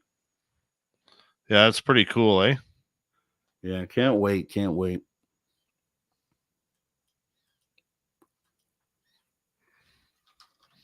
Oh, still weirded out by that alien on the walk there. Say which one? The alien on the walk On the walk, the driveway. driveway. Dave, I'm telling you, I want someone to, and like I said, I vetted it. I vetted and vetted and vetted because it's too good to be true, right? It's a actual aliens clear as day on a video, right? And it's too good to be true. So I believe me, I looked into it, I vetted it, I broke the video down into single frames, and I was just trying to find anything that would point to that being a kid, and there wasn't. The proportions were wrong. The distance from the knee to the foot was incorrect. The arms were way too long, and it was way too thin, and it was one uniform color. There were too many things to say it wasn't a kid, then points to it is a kid. So if it turned out to be anomalous like it appears to be, then that would be video proof of some sort of extraterrestrial walking around. We know they do. We know they walk around. We know they get out the ships. Aerial School said so. So did Westall School. They got out the ships. They walked around. So we know that happens. So why wouldn't it happen here? What would stop that from being the case here? Let's vet it properly. I think people might be surprised with what they come out with. Very true. Very true, my man. Oh, yes. All right. Sometimes you look at your credit card statement and you're like, damn it, why is it that high? And then I realize the exchange rate. Yeah, that, and then auto payments that you may have set up too. That's another one that kills me. I'm like, I forgot that was going through. Right. Oh, well. That's okay. We got her done. Made the old credit card payment, so I'm good for another month. Yeah, so what we looking like? Have we decided when you're gonna set up for next year? Like when that news is official, or that's gonna be discussed in our team meeting on Monday. okay. Yeah. Because I want to decide soon. Yeah, I'll just my input on that, just 2 cents would be that I think if I were doing Vegas versus Apache Junction, Vegas is flashing, is definitely a destination. And but if you do Apache Junction, I think it's more beneficial being that there is a radio base there that's local. So you do have the opportunity to tap into the local base and for them to show up in addition to our viewers on YouTube. So that probably would be, and I'm sure they would promote it locally on that station, and that would be a thing. So that might be the way to go. Well, we're gonna discuss that, and that's what I'm thinking too. But we're definitely going to change the timing of it. So the event is we're still going to run the event. I don't care if there's any conferences or anything else going on. Really don't. I don't care if we're up against contact in the desert or whatever it may be. Not that I don't mind that event. I love that event. But because there's conferences every weekend now. The main thing is, what can we do to bring people in that are going to benefit benefit from our event that we put on for the fans. And let's hope that next year the economy is a little bit better. We're not going to do something and put it on Mother's Day, which was my call this year.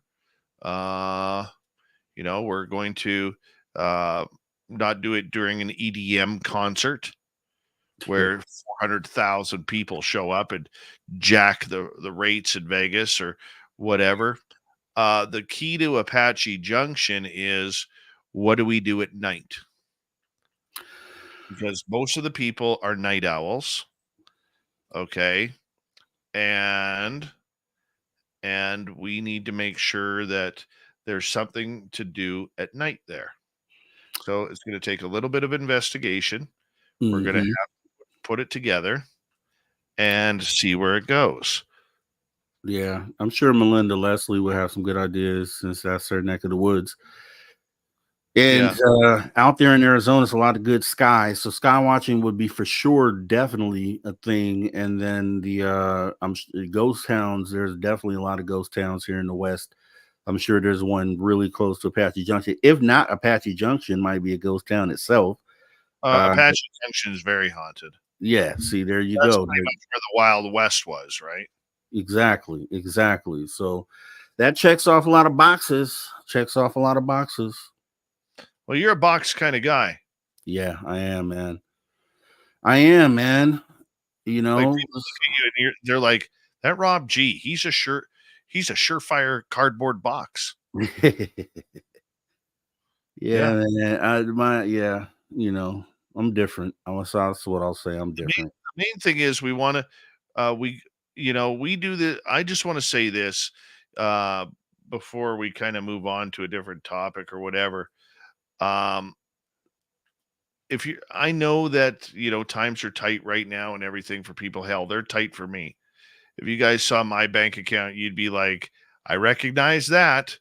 We're all in the same position right now, and hopefully next year we're going to all be in a better position. But we really do this whole event for you guys. It's great that you come on the show each and every night, but we want you guys to experience what our listeners have experienced over the last few years, and to be able to enjoy hanging out with all of us and having conversations or dinner or breakfast or you know sitting in a lounge having a drink talking about all the weird stuff. That's why we do it. We do all of this for you guys, and we're trying to do things different. We try and give you guys as much notice as possible. That's why when one event ends, we give it a few weeks and then we start prepping for the next one. And we want to make sure that you guys can come on in and have a great time and hang out with us, because take Rob for his first time here. Um it's Rob, you got to experience meeting the fans, you got to experience meeting the people, and it's really cool being able to listen to the fans who are here with you. Oh yeah, oh yeah, I agree. I enjoyed everyone that I met. Like I say, both personalities that appear on Spaced Out Radio, and then also viewers. And everyone here knows that I'm right there with these guys. I'm in the chat with them. I'm talking to these guys in chat. We're all part of the same group, and being able to meet these people in person was awesome. Like I said, to Mothman, along Marty Burback. Let's just keep going down the list. Everybody that was there was just awesome, awesome, awesome.